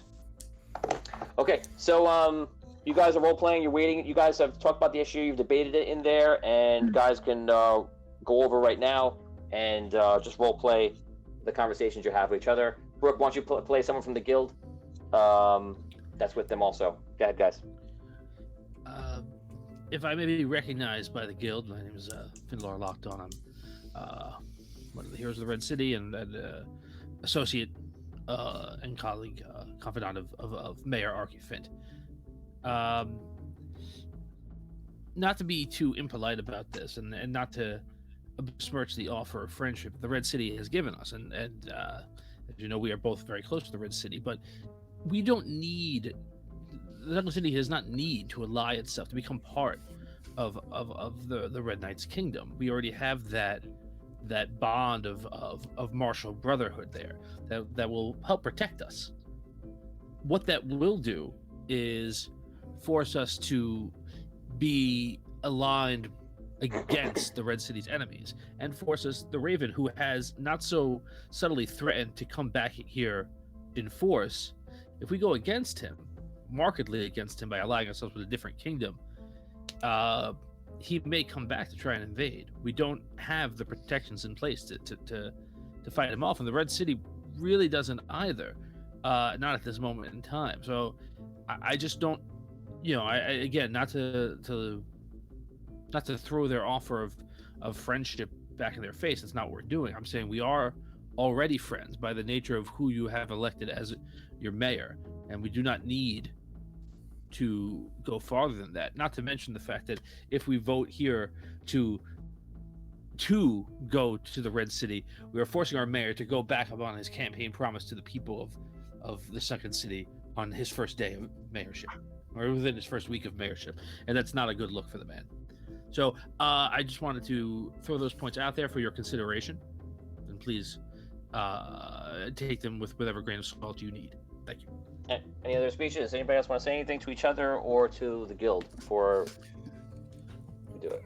Well, no matter how this vote goes in the end, if the people of the Sunken City truly wish this, I will help lead them in this alliance with the Red City. But in either case, the Red City is weak. We must look to strengthen our defenses. I know at the moment we have none. So I urge everyone here that we must, no matter how this vote goes, begin to do that. The Raven made a comment about our harbor. We must think to that.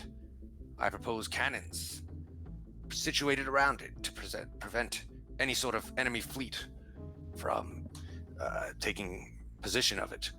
And also as I had stated earlier, I think we must move forward, all the business leaders of the Sunken City, to begin mass producing weapons to help us defend ourselves. Even with the Red City's alliance, if that happens, we will be hard-pressed to stand against all of our enemies. Okay, guys, let's head over to the vote. Here it is. 11% in last place is Dotted Lines. Once again. They did a lot better this time. Yeah, Dotted Lines are going to get improved. More people are coming aboard. Hopefully one day Dotted Lines will win. The message that he's putting out there. Yeah. It's very steady and even. I could input my own message. It's amazing. Next up for 19% is Raven's Claw. That is in third place. And the winner of the decision is with 44%, join the Red City. That is the vote. Wow. Yeah, I think the fans, I think everyone has kind of flip-flopped a little bit. Everybody was thinking one way, I think the other. I think people are more of an independent nature. Now they picked that. And during the week, everyone was very, very going crazy for Carl Linger. And I think when they came here, they were, I think the speeches, they were just like, you know what, it's got to be Archie. And I think they went Archie last second.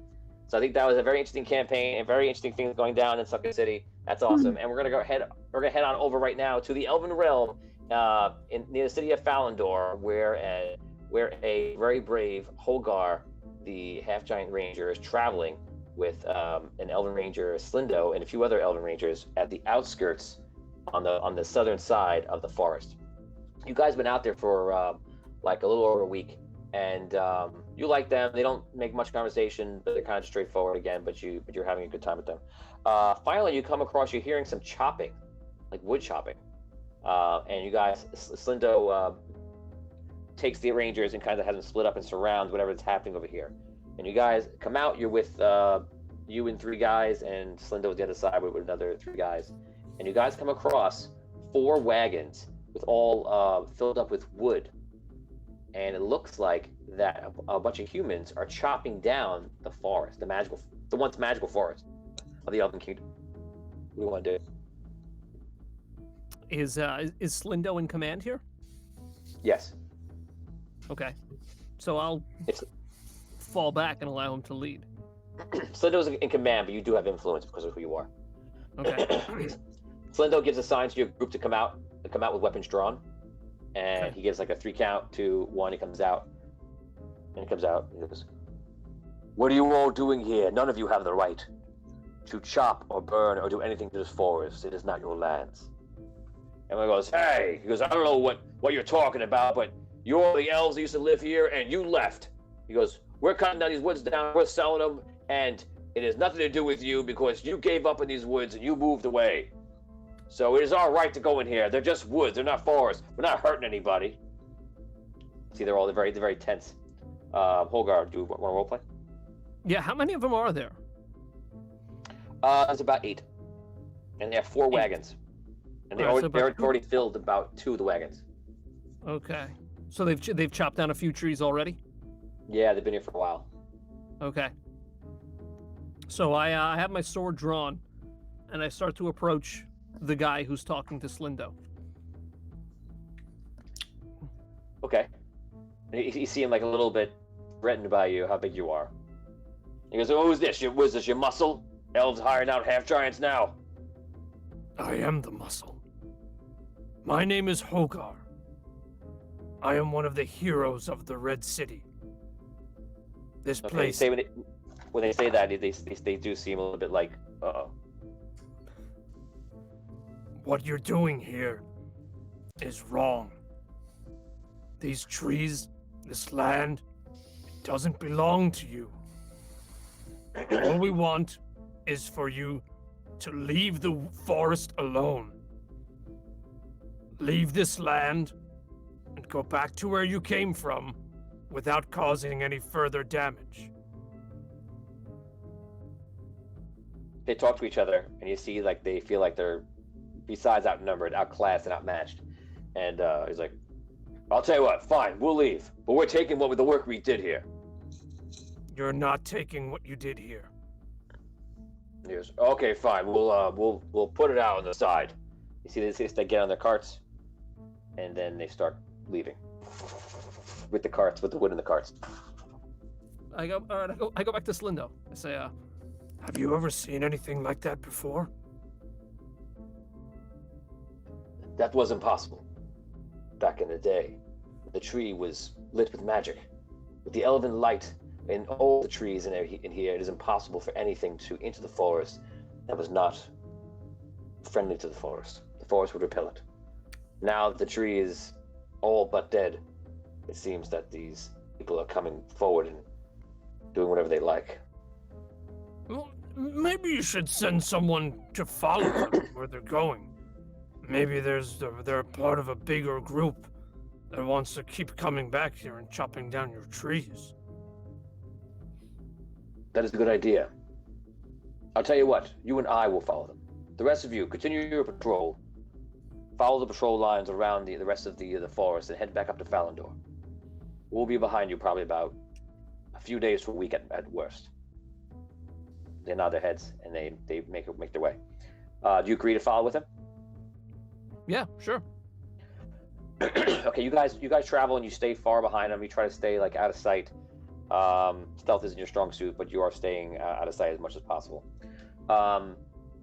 You follow them for about a day and a half until it becomes very obvious which way they're going, because if you know the map, there's only one city they can be going to, and the city is Solst. So once he realizes that, he turns around to you and he goes, well, that's what it is. They're selling the forest wood, good for magical spells and wands and such things. They're selling it to Solst. I wonder how long they've been up to this business.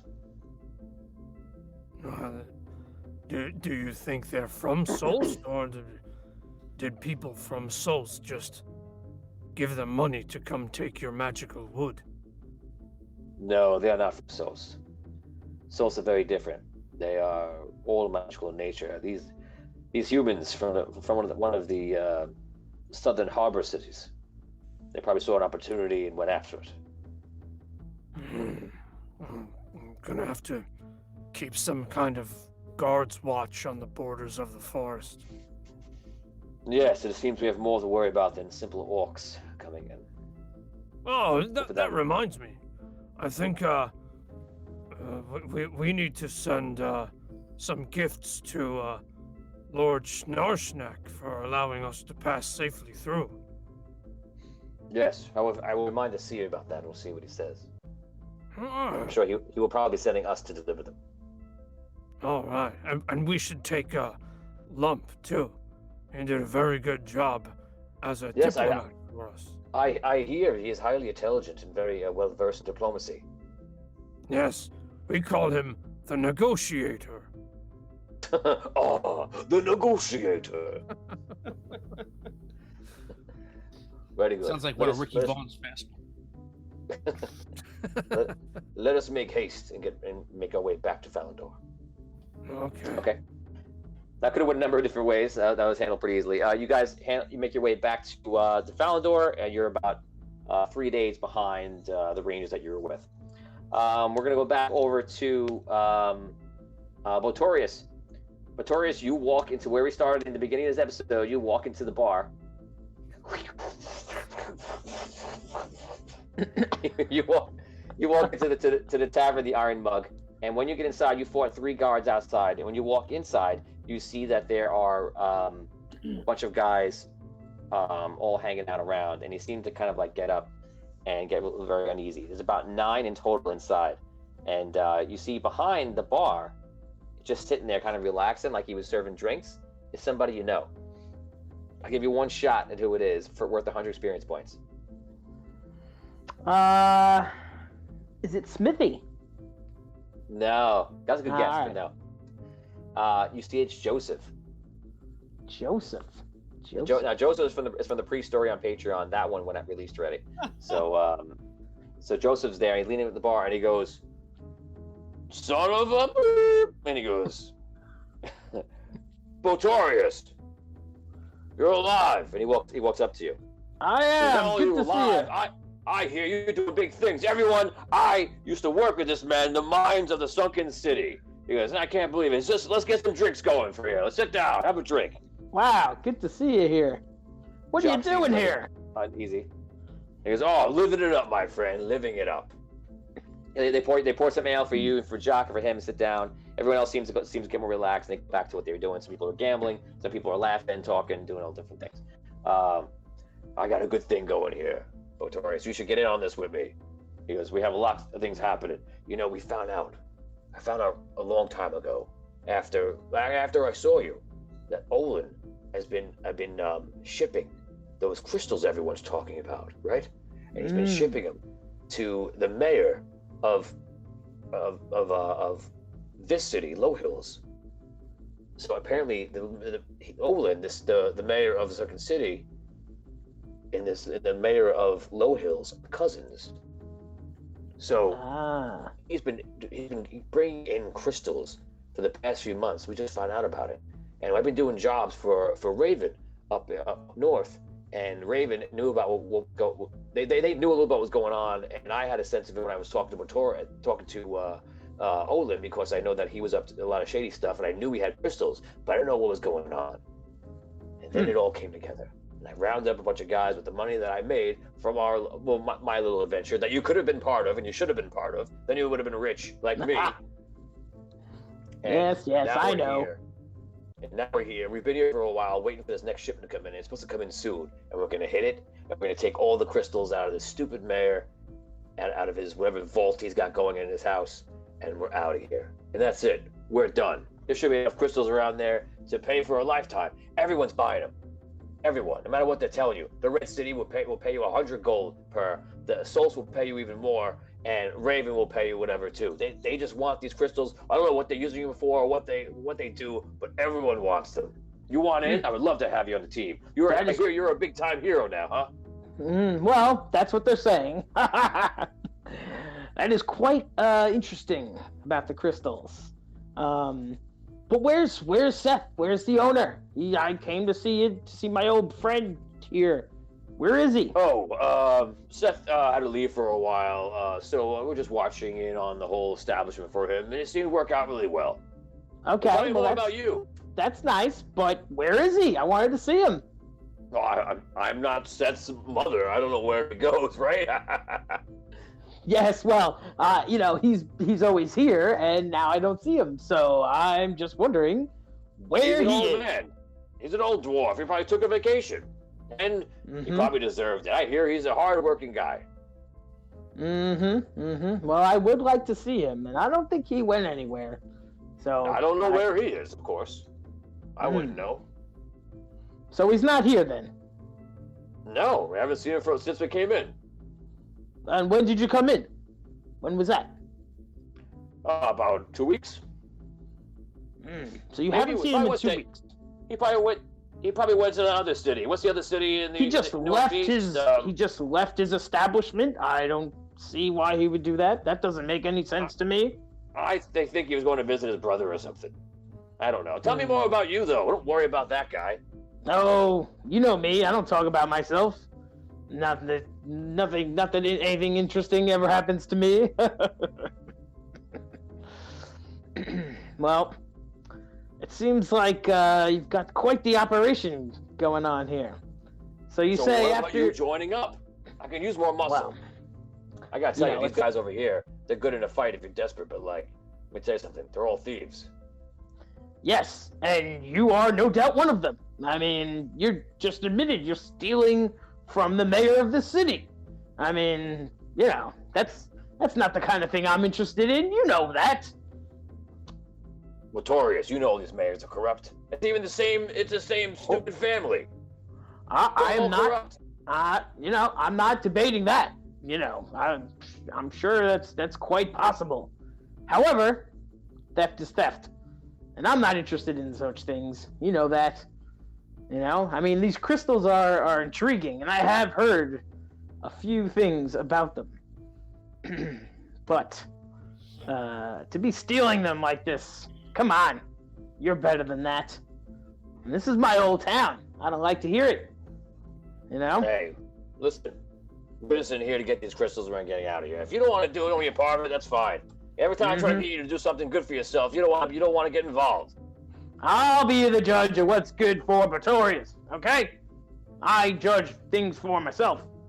And that's been working out pretty good so far. So, don't forget it. I'll do what I want, when I want it. You got it? Hey, fine, that's fine. Well, Botaurius, it's good seeing you. Thanks for stopping by. Sounds like it's time for you to go. All right. I still have to find my friend Seth. Well, good luck. I hope you find him. Yes, I'll be looking. I will be. Good luck. All righty. All right, I get up. I go to leave. Jacque just follows your lead. All right. I guess the first thing I want to do is check out the rest of the building on the outside and just take a look for anything suspicious, anything that looks out of place.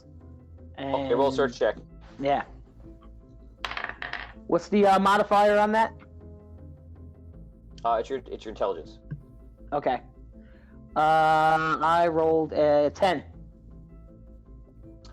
Okay, you're searching around. You're not really finding much. Since you're searching, Jacque will roll 2. Jacque rolls a natural 1. Great. Just looking around. Do we ever reroll in the totem? Rob? He's muted. Yeah, he's looking too. Yes, we currently have 7 rerolls in the totem.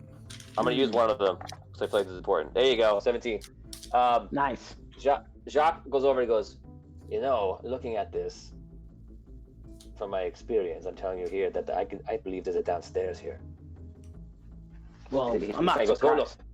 Right here. He finds like a small hole underneath, and he looks down, and he goes, "There you go. Take a look." I take a look. You look down, and you see like bits of light coming in through like in here, and sitting in a chair, tied up in the basement, is an old dwarf. Son of a. All right, Jacque, let's go. We're gonna get a hand before we spring this open. I wanna is the other guy the security guy, the town guards and that guy, are they still nearby? He did say he was gonna be like outside, right, waiting for us if I needed an extra hand. Yes, they're near the front door. Okay, so I want to signal to him and get kind of get him in on this, and if they're nearby, I'll say cover the front of the building, and I'm gonna try to go in. Like I tell him, I fill him in on what I think's going on, that they're holding this guy captive, and we got to get him out of there. Okay. So you fill them all in. You spend about 10 minutes doing that, and you let them know. You just said, "Just give me the signal," and they'll rush to the front door, and whatever you guys want to do. There is a back door. The signal is going to be. There are windows. Okay. Yeah, the signal is going to be once the commotion starts. Once they start hearing, any kind of commotion, go for it, because I'm going to bust open that door in the back where we looked in. Out the window. Yeah. Well, where we looked in and saw the guy tied up. That's what I want to bust in that door right there. Is it like a cellar? It's like a what? That's a cellar underneath. You have to go into the building, and you'd have to go down from inside. Oh, there's no way in from the outside into the cellar from the outside? No. Okay. No. Okay. Are there any other ways into the building that I see? There's windows, obviously. Front door, windows, and back door. Okay. I'm gonna go around to the back door and try it. Is it locked? It's not locked. Okay, I'm gonna go in the back door with Jacque. Okay. And you open the back door, and you see there's two guys arguing about how to cook. Okay. Tom and Rob, would you please be my cooking thieves? Listen, I'll tell you one last time. If you don't put that paprika down, me and you are gonna draw swords. People shove like it into paprika. everything. All right, people want paprika. Yeah, they want a little taste. They want a little taste of paprika. You Of course, take it they want and a you taste of shove it in. paprika. You're right. Any delicious dish contains paprika. Everybody knows this. Look, I'm not opposed to paprika. But paprika's fine. In small doses, you take a pinch of paprika. That's what you take. You take a pound of paprika, you put it into everything. I don't Okay, need a stop right pound of there. paprika in my soup. take 15 experience, both of you. Scro, what do you do? That's what they're arguing about. All right. I'm gonna walk actually right up to one of them and take out my axe and say, Buried in there. show me where the old man is. I know he's downstairs. How do I get down there? What do you guys do? Do we have a pot of hot liquid? Maybe I'll splash it on him. You do. I grab the pot and sorry, I throw the pot of hot liquid at him. Go ahead, roll the attack. All right. You can add a plus 3. Oh, Is it man. oil? What? Soup. We got hot soup right here. Soup. I rolled a 14. 14. Okay, what's your dexterity? What's your armor class? Who, me? 21. Yeah. Okay, so he throws the soup, you dodge it, Jacque darts the other way, and you both dodge the steaming hot soup with a lot of paprika. What's your first action, Scruff? Well, I'm gonna attack him. I'm just gonna attack him. Yeah. That's it. Okay, go ahead. You punching or are you swinging? I'm swinging the axe. Yeah, now. The axe is out. Jesus. I'm not messing around. This is it. Okay, go ahead. Yes, 26. That is a hit. And And damage on that is gonna be that's 9 damage. Can I take my other attacks that I would get normally or no? Yes. Yeah. Okay. Second attack is an 18, and last one is a 16. Either of those hit? 18 hits. The first one hit and the 20s hit. 16 misses. Okay, so the damage on the 18 is gonna be a 12. 12. Okay, that's enough to bring these simple thieves unconscious. You bring one guy down. Okay. Jacque attacks the other guy. 15. That is a miss. No need to murder anybody. Show me where he is. Okay. Bring us downstairs. Jacque Now. over your head, and you immediately put your hands up like you've done. Hey, look. I just like a little picky pocky. I don't like any killy. Bring us downstairs now. Okay. Sure. Do I have any idea where? Like, Yeah, the there is. basement- You know he's in the basement. He's tied up, and you guys have been living there, like scot-free and drinking and things like that. There's actually right there. You're in the kitchen. It's right there from the kitchen on the side. Okay. I kind of Point over. Okay. right. Hold him, Jacque. Hold him. Oh, sorry. Yeah, I'll go look, and you hold him. Oh yeah, go ahead. I got him. All right. Oh, Keep the sword out. That's Don't how make it is. me- I see.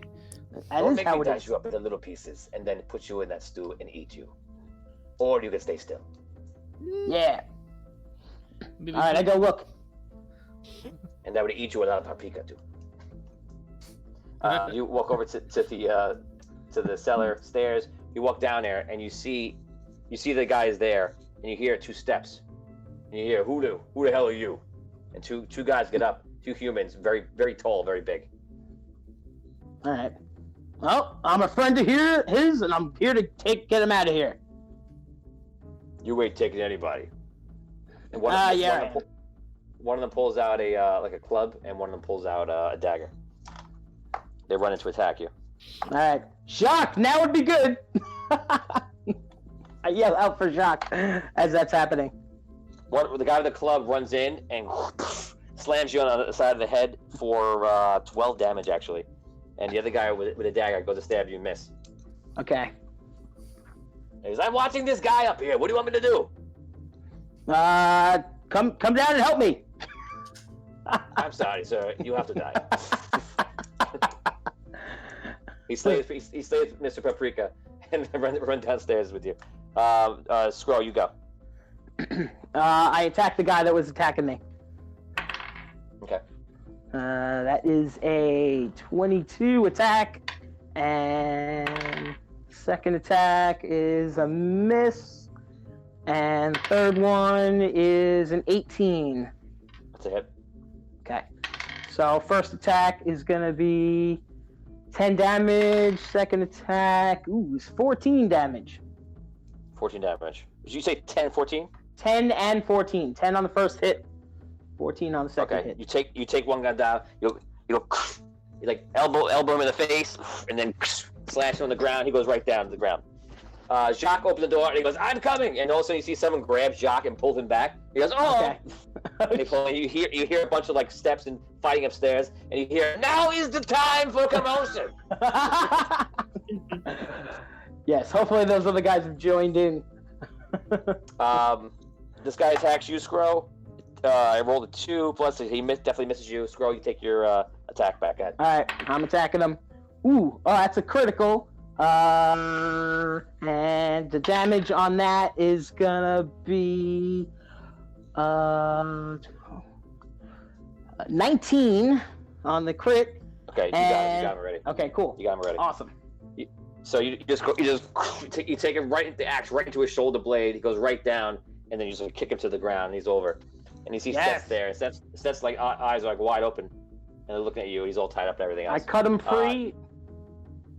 You hear the front door above you like break open. You're like, "Everyone to the ground right now!" And you hear all the guards running in, and Jacque is like, Jacque's in the back in the kitchen like, "This is far too many people for one person to fight." I'll be right there.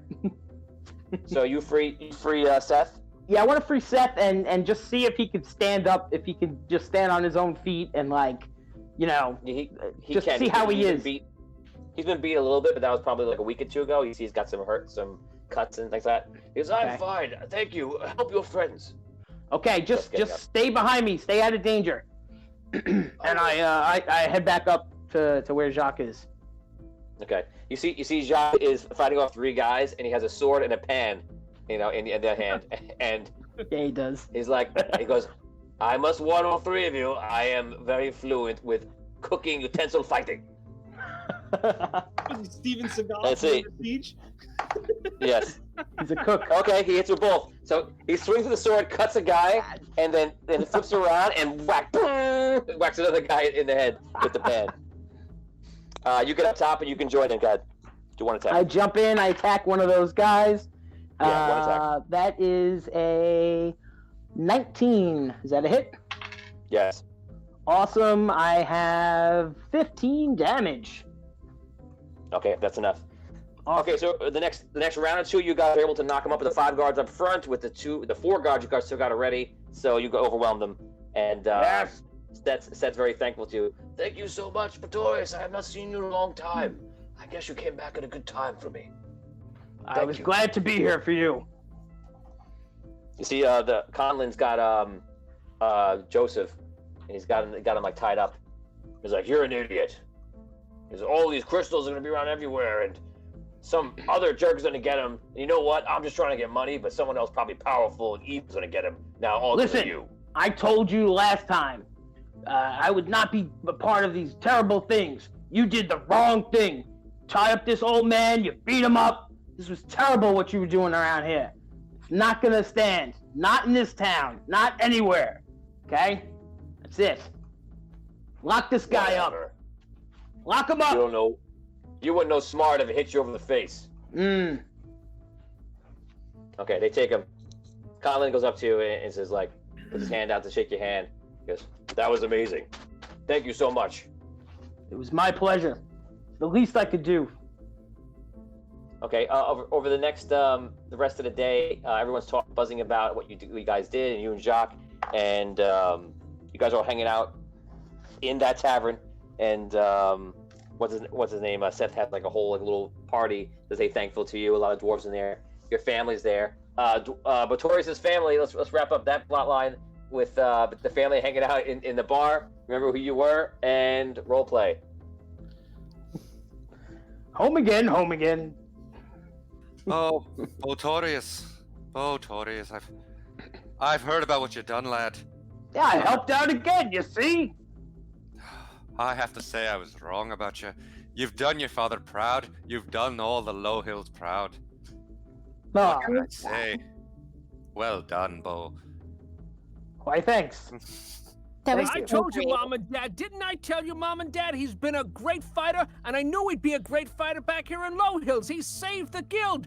He saved Seth. I told you, Mom and Dad. All I want to know was, were you wearing your clown costume while you killed all these people? Well, part of it, you know. It's not a clown costume. And anyway, Botaurius, I have like 3 friends that really want to like meet you. So if there's like any time in the next like day or so. That's very nice, but you know, I'm not gonna be sticking around. I gotta get going. You Are know. you sure? It'd be like really cool. Like I have like they're really, really sweet. Oh, you'd really like I perhaps would be interested in meeting these 5 Yeah. dwarven. Yes, my good friend Jacque. Yes. I mean, Bo, what do you- Are there beards? Do they have full beards? You don't have enough hair for them. That's just creepy, Tony. Oh. What? He's just asking. That's where we Yeah, should no. stop. He goes, "What?" And then we cut away. We're gonna leave it right there. We're gonna go over to. Jacque. Have a nice day. Classic Jacque. We're gonna go over to Hogar, Lump, and Abyssia, and this is probably a few weeks later, and you guys are traveling to. You guys have been there probably for about like a month after, in the Elven Kingdom, helping them get settled. Abyssia, you begin used to the item around your chest, and you're how it's affecting your life, and you're able to see, and you feel like you're getting back to like flow. You're able to actually do what you did before. You know, you're still learning and getting better. You guys travel back on a cart with horses with a bunch of gifts from the Elven Kingdom given to you by the seer, and it's all different kinds of elven food and delicacies, all like a whole huge spread to say thank you to the orcs for letting them pass. And they're hoping that, you know, while the orcs have had a very bad relationship with the elves, they're at least just trying to like, let's pull this off for a little while so we can rebuild our kingdom, and that's what it is. So they give you something to bring to them, and the seer gives a long speech to the whole city about you guys and how thankful they are. And he says, before you guys left, he goes, and we are most grateful for being graced with the presence of the diplomat Lump, who will negotiate once again and give our gifts of thankfulness to the Orcish tribe that let us pass. Perhaps this will be a way for peace amongst them as we turn the tide of our focus to the real villains. Sost, Lump, our prayers and our gifts go with you. Thank you for what you have done. Holgar, we thank you for the time you spent with us amongst the ranges, fighting in our woods and protecting us. Abyssia, as you have learned much from here, I have learned much from you. You are brave and beautiful, and I hope that you will visit us once again when things calm down if you are not busy saving the day. Thank you. So you guys leave, and about a month after that, you guys make it to Nishnash. Wait, I'm sorry, what's his name? Schnack. I don't know why I think Nishnash. I don't know where that's coming from. Nishnash is his son, we'll say. So you guys go into the whole thing. They present you. They see you have gifts and like that. They let you in the Orcish tribe halfway back to the Red City. You guys bring in the whole huge cart, and Lump is there, and Holgar, Abyssia. Rob, you are the king again. Tom, you're the first guard, and we'll say Vin, you are the son Nishnash. So go ahead, Holgar. You or Abyssia can start off the negotiations, but Lump is there to help out. Okay. Mighty Schnarsnack, we thank you once again for being so friendly and for allowing us passage through your lands. And here is our friend and our diplomat, Lump, to present to you our gifts of thank you. Lump walks over. Says, oh yeah, he not say as good as me say, but people who we do not eat wish to say thank you and give food to eat instead of them. Normally, Schnarsnack not trust men of fancy words like you two. But your food prove that you are not all talk. There is honor. Very well. This gift will suffice. For now. But every month, more for Schnarsnack. Everyone who wishes to travel must constantly pay. If you agree, we will be friends forever. Now, me tell everyone about your amazing proposal. And salute to you, son Nishnash. He's going through the food that's on the cart, and like, Okay. what is there anything like specific on there that you can think of, like, or? It's all like elven delicacies, like very fancy food for elves. They bring us flour to eat. What is this? And he pulls up like I don't know, some sort of elven something or another. Flour? You bring us a flour? What is this? That flour is only one thing out of many things. There is also meat of deer and other deer. I push like the stuff off the out of the way of the cart, and I dig down to I guess like where the deer or the venison would be, and I just pull up like a leg, and I'm like, deer, he bring deer. And I just like take a bite of the raw meat, and I just throw it. Okay. We thank you. We go now. Very well. Did I hear all that stuff about giving them food once a month? Yes. Okay. It's definitely a problem. I call Lump up. Lump. Yeah. Does he really think we're gonna give him these gifts every month?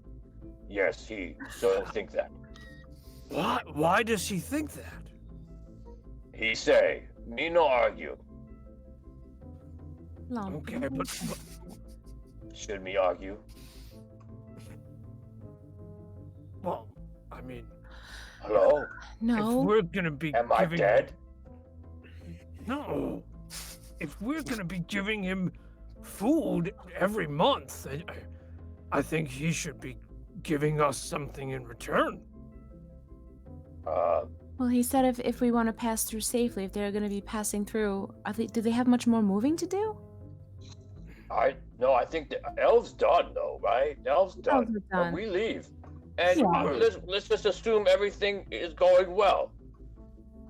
I think we need to explain to him that there will be no more disruptions through his village, through his realm. What is disruptions? I think You say fancy words. Me say the simple words. You do the fancy ones. Go ahead. I present Abyssia with fancy words. Don't eat her. Just listen. Oh, great Schnarsnack. We hope that this. You have no eyes. I don't. You're right. Very observant, as well as. Love what she goes. Right? He's right. Right? I not only That's want why to you see. notice. Did someone eat eyes? No one ate eyes. I assure Why? you, I see you all. What? Why Why no one? did no one eat them? They were. Eyes worried. taste good. You still have eyes to eat? I don't have eyes to eat. No, I'm sorry. Okay. But Oh, me eat eyes once and then spit right out. No eat. yeah, Lump, that's probably a smart thing. Lump, you're very smart. Everyone say how smart I am. Finally, recognition. Big word, I say. See? You're See getting what's smarter happening? now. You are, Lump. That's great.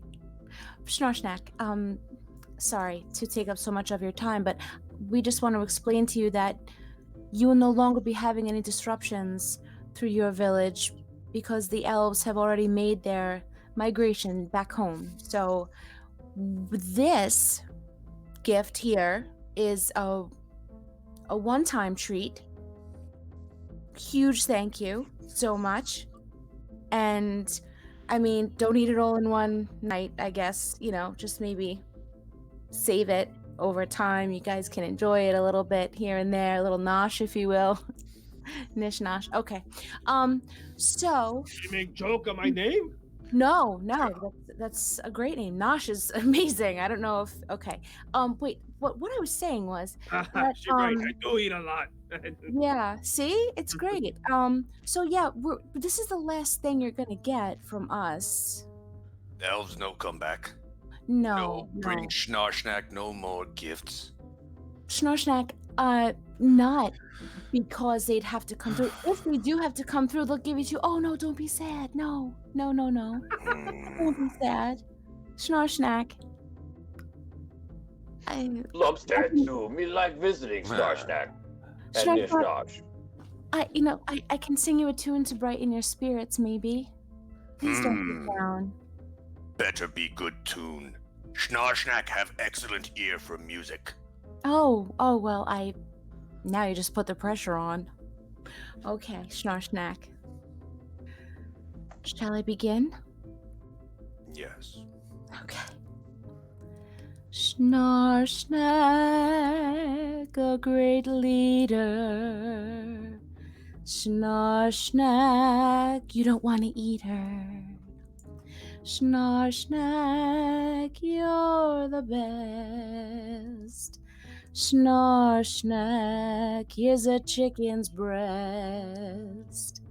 With the leg of a deer, you'll have no fear of the elves trampling their way through here.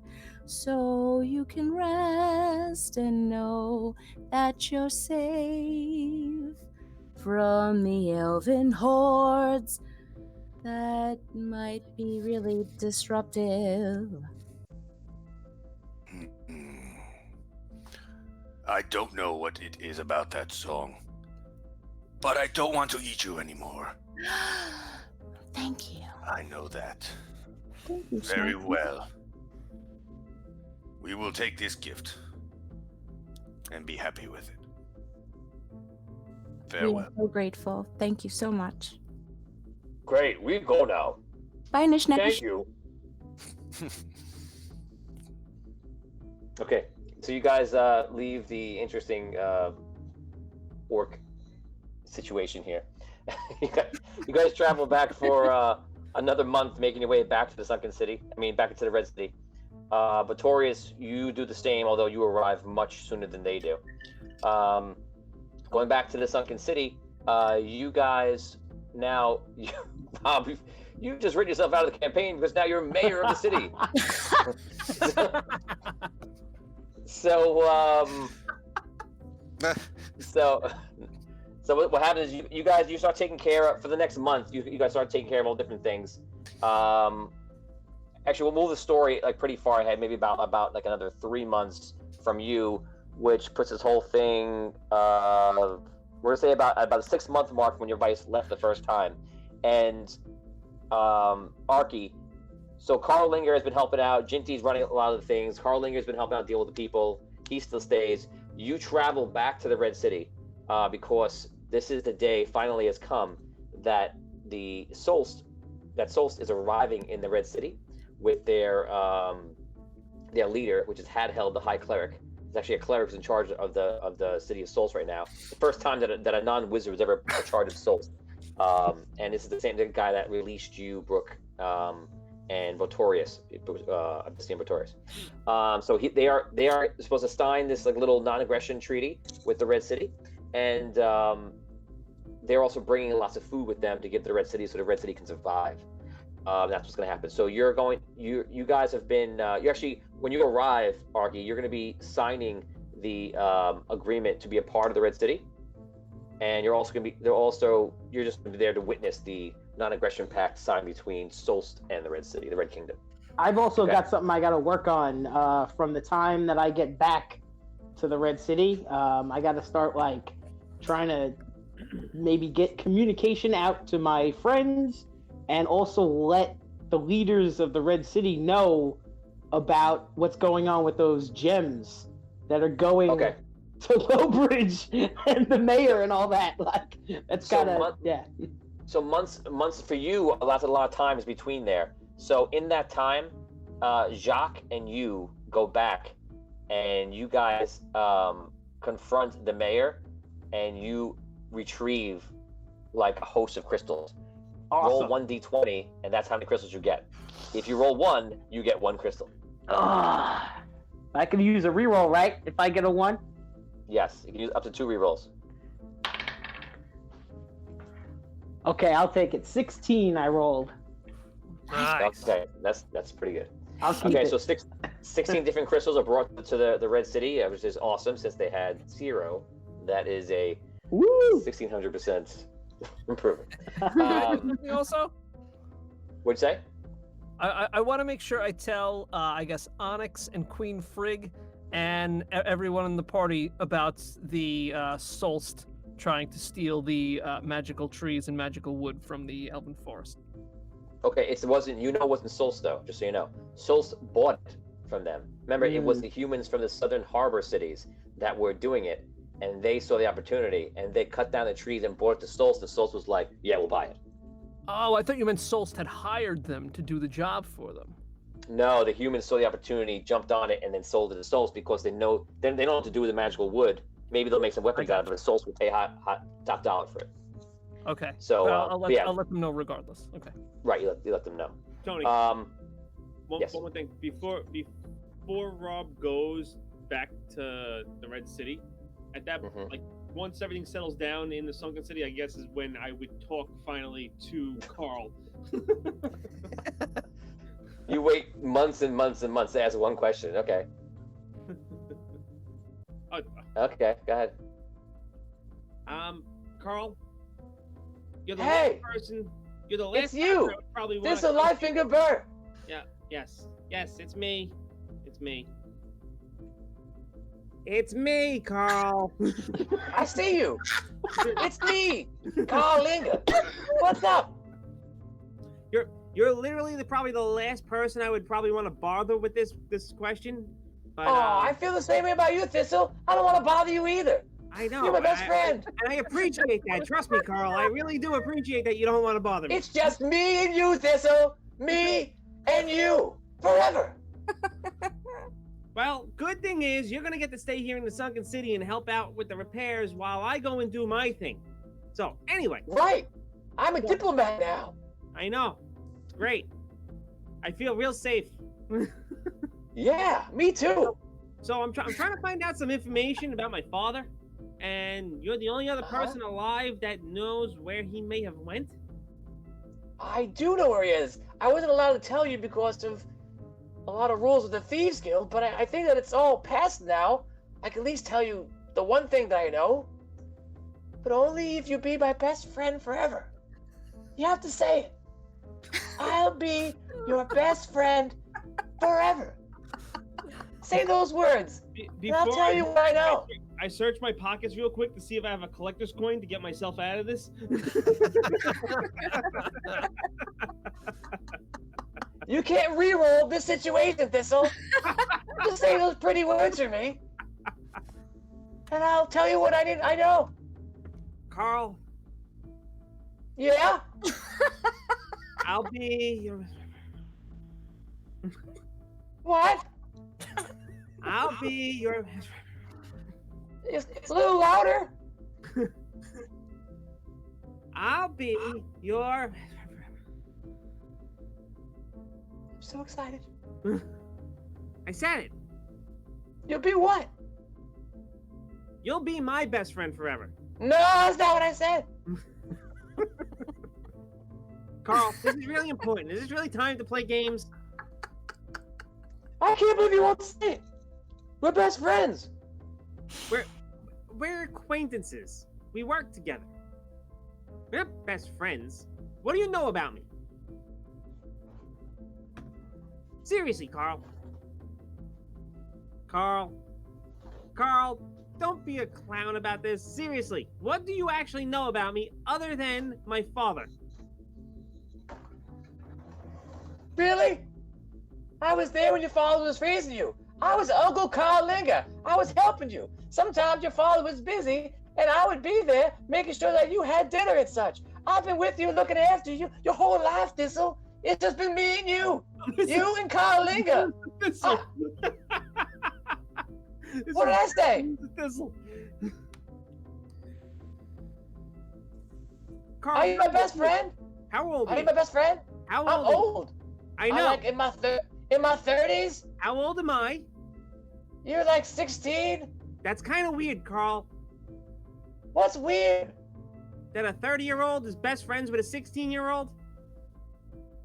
Why are you making it so complicated? It's I'm weird. just saying. I looked Carl, after you. I helped you. It is weird.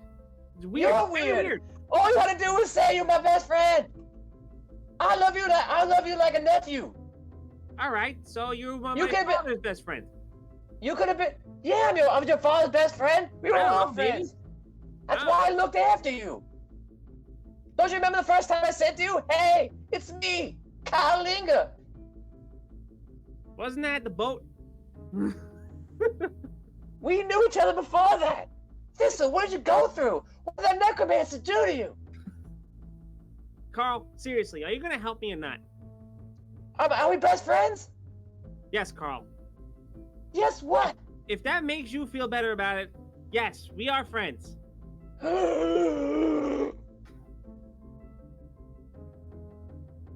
I need a moment. Carl!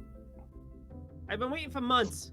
If you know something, please tell me now, because I can't waste any more time with this. You can't waste any more time. You had 6 months to talk to me, and you waited to the last minute of the last day of 6 months. Plus the time we traveled here, too. You are literally the last person I wanted to borrow the witness. I see you waited to the last 0.3 seconds to ask me this question.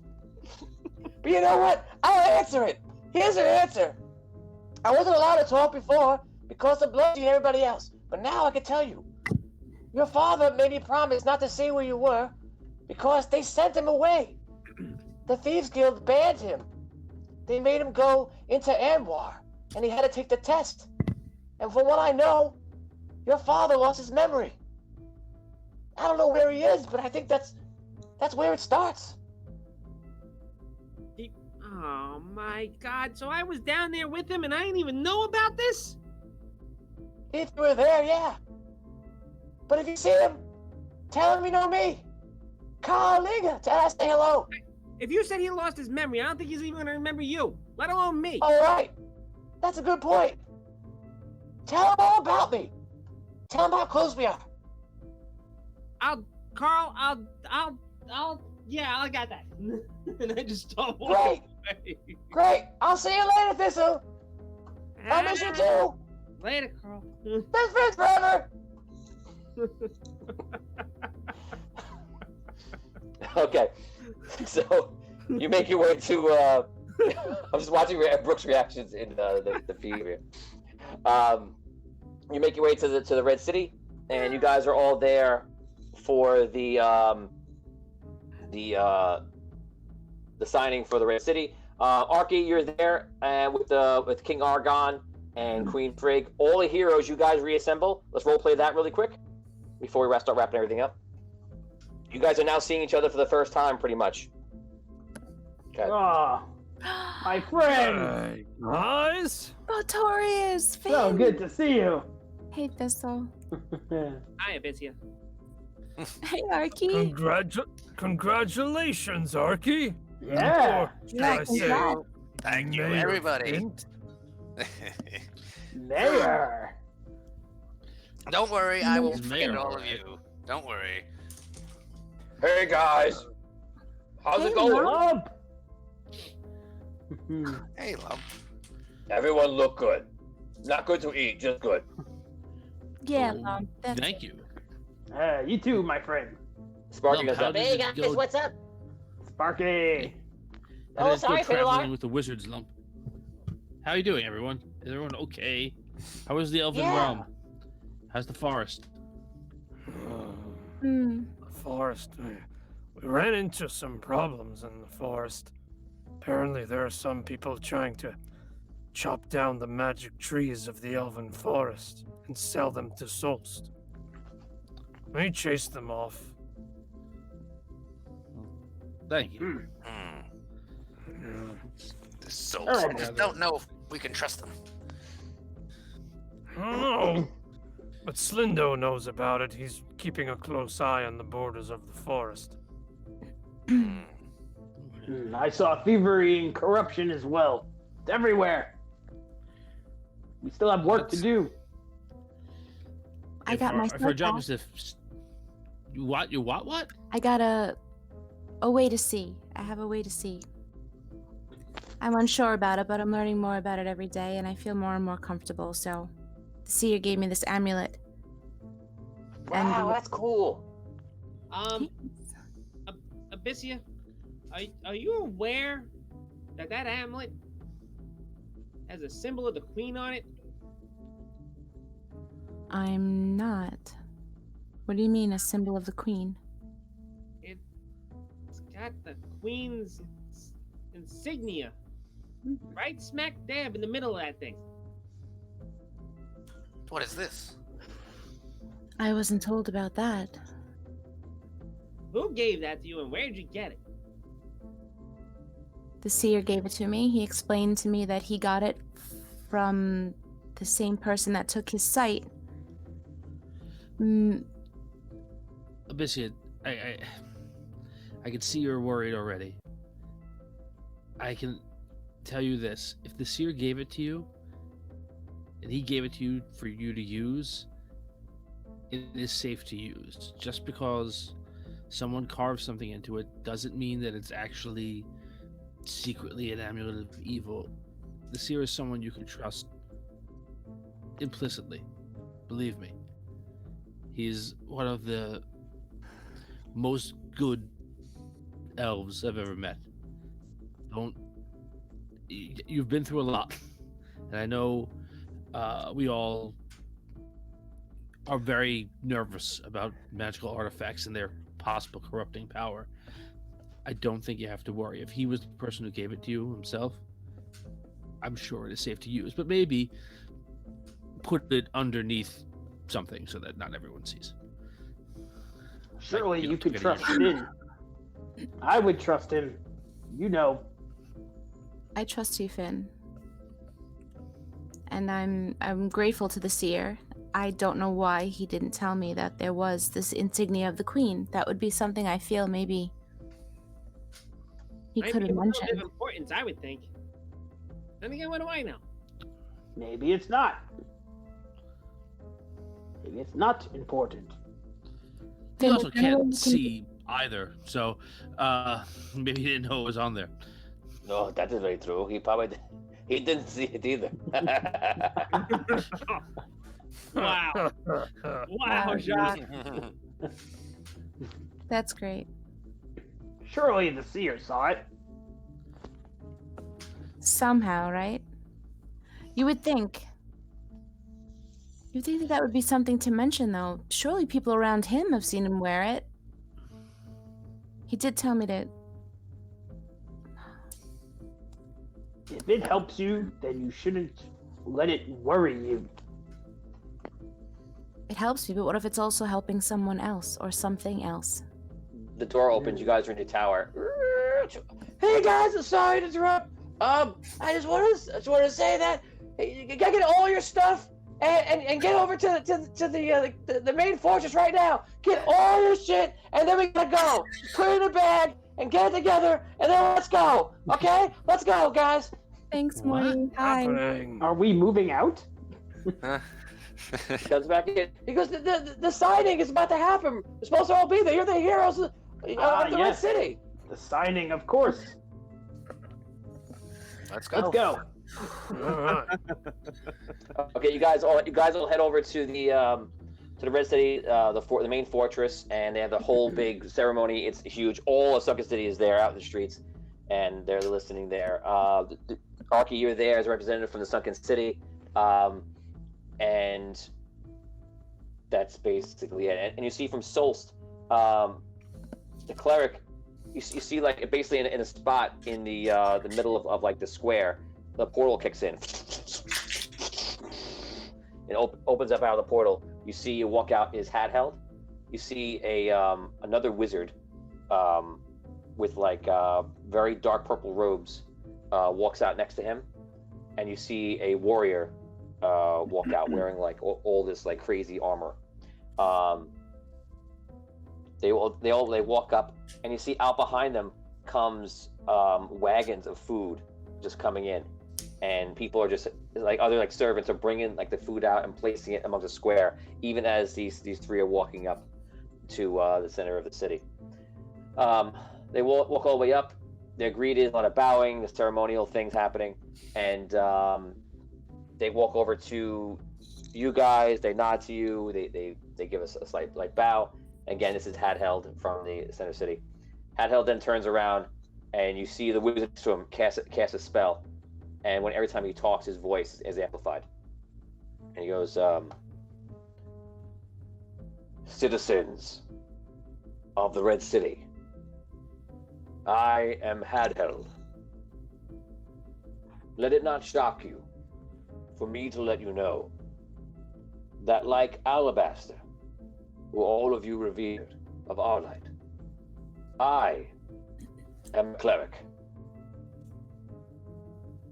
At this time, I believe I might be the last cleric of Andaria.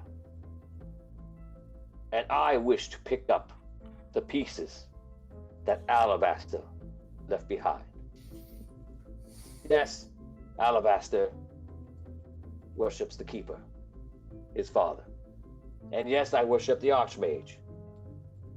We worship different ancients, but so do many of you. The elves worship the Elven Lord, the Dwarven King, and you, the Red Knight. Can we not put that aside? In my custody, I let go the heroes, so that they could come here and destroy the Necromancer.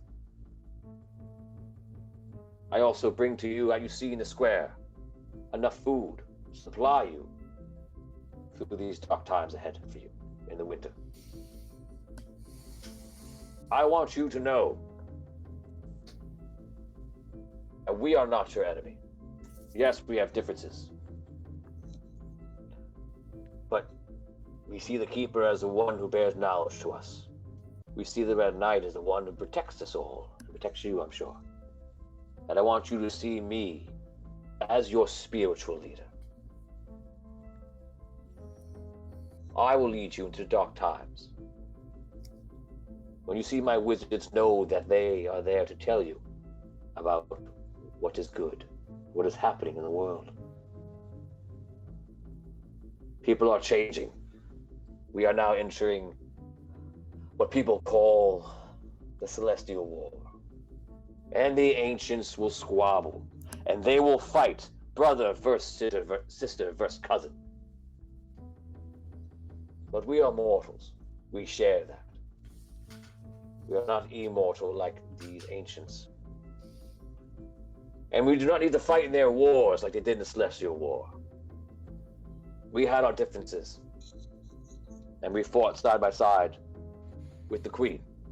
But we also provide protection versus Necromancer's forces in the end. As you can see, we try to do our part to help our fellow mortals. Once again, I am here for your spiritual guidance. And therefore, on the eve, the day of this non-aggression pact that we signed, I want you to know that I'm here to sign it for the peace of Andaria.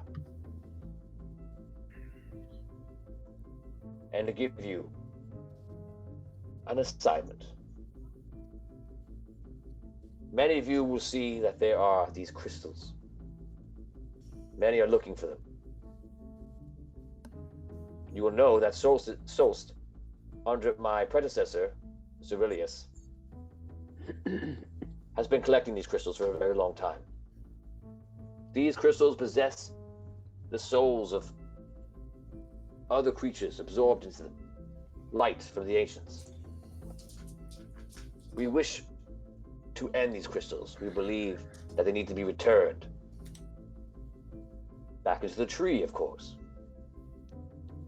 I know what you're thinking. I wanted to free Dragana with my lord's sister. The Archmage and the Queen wish to do that.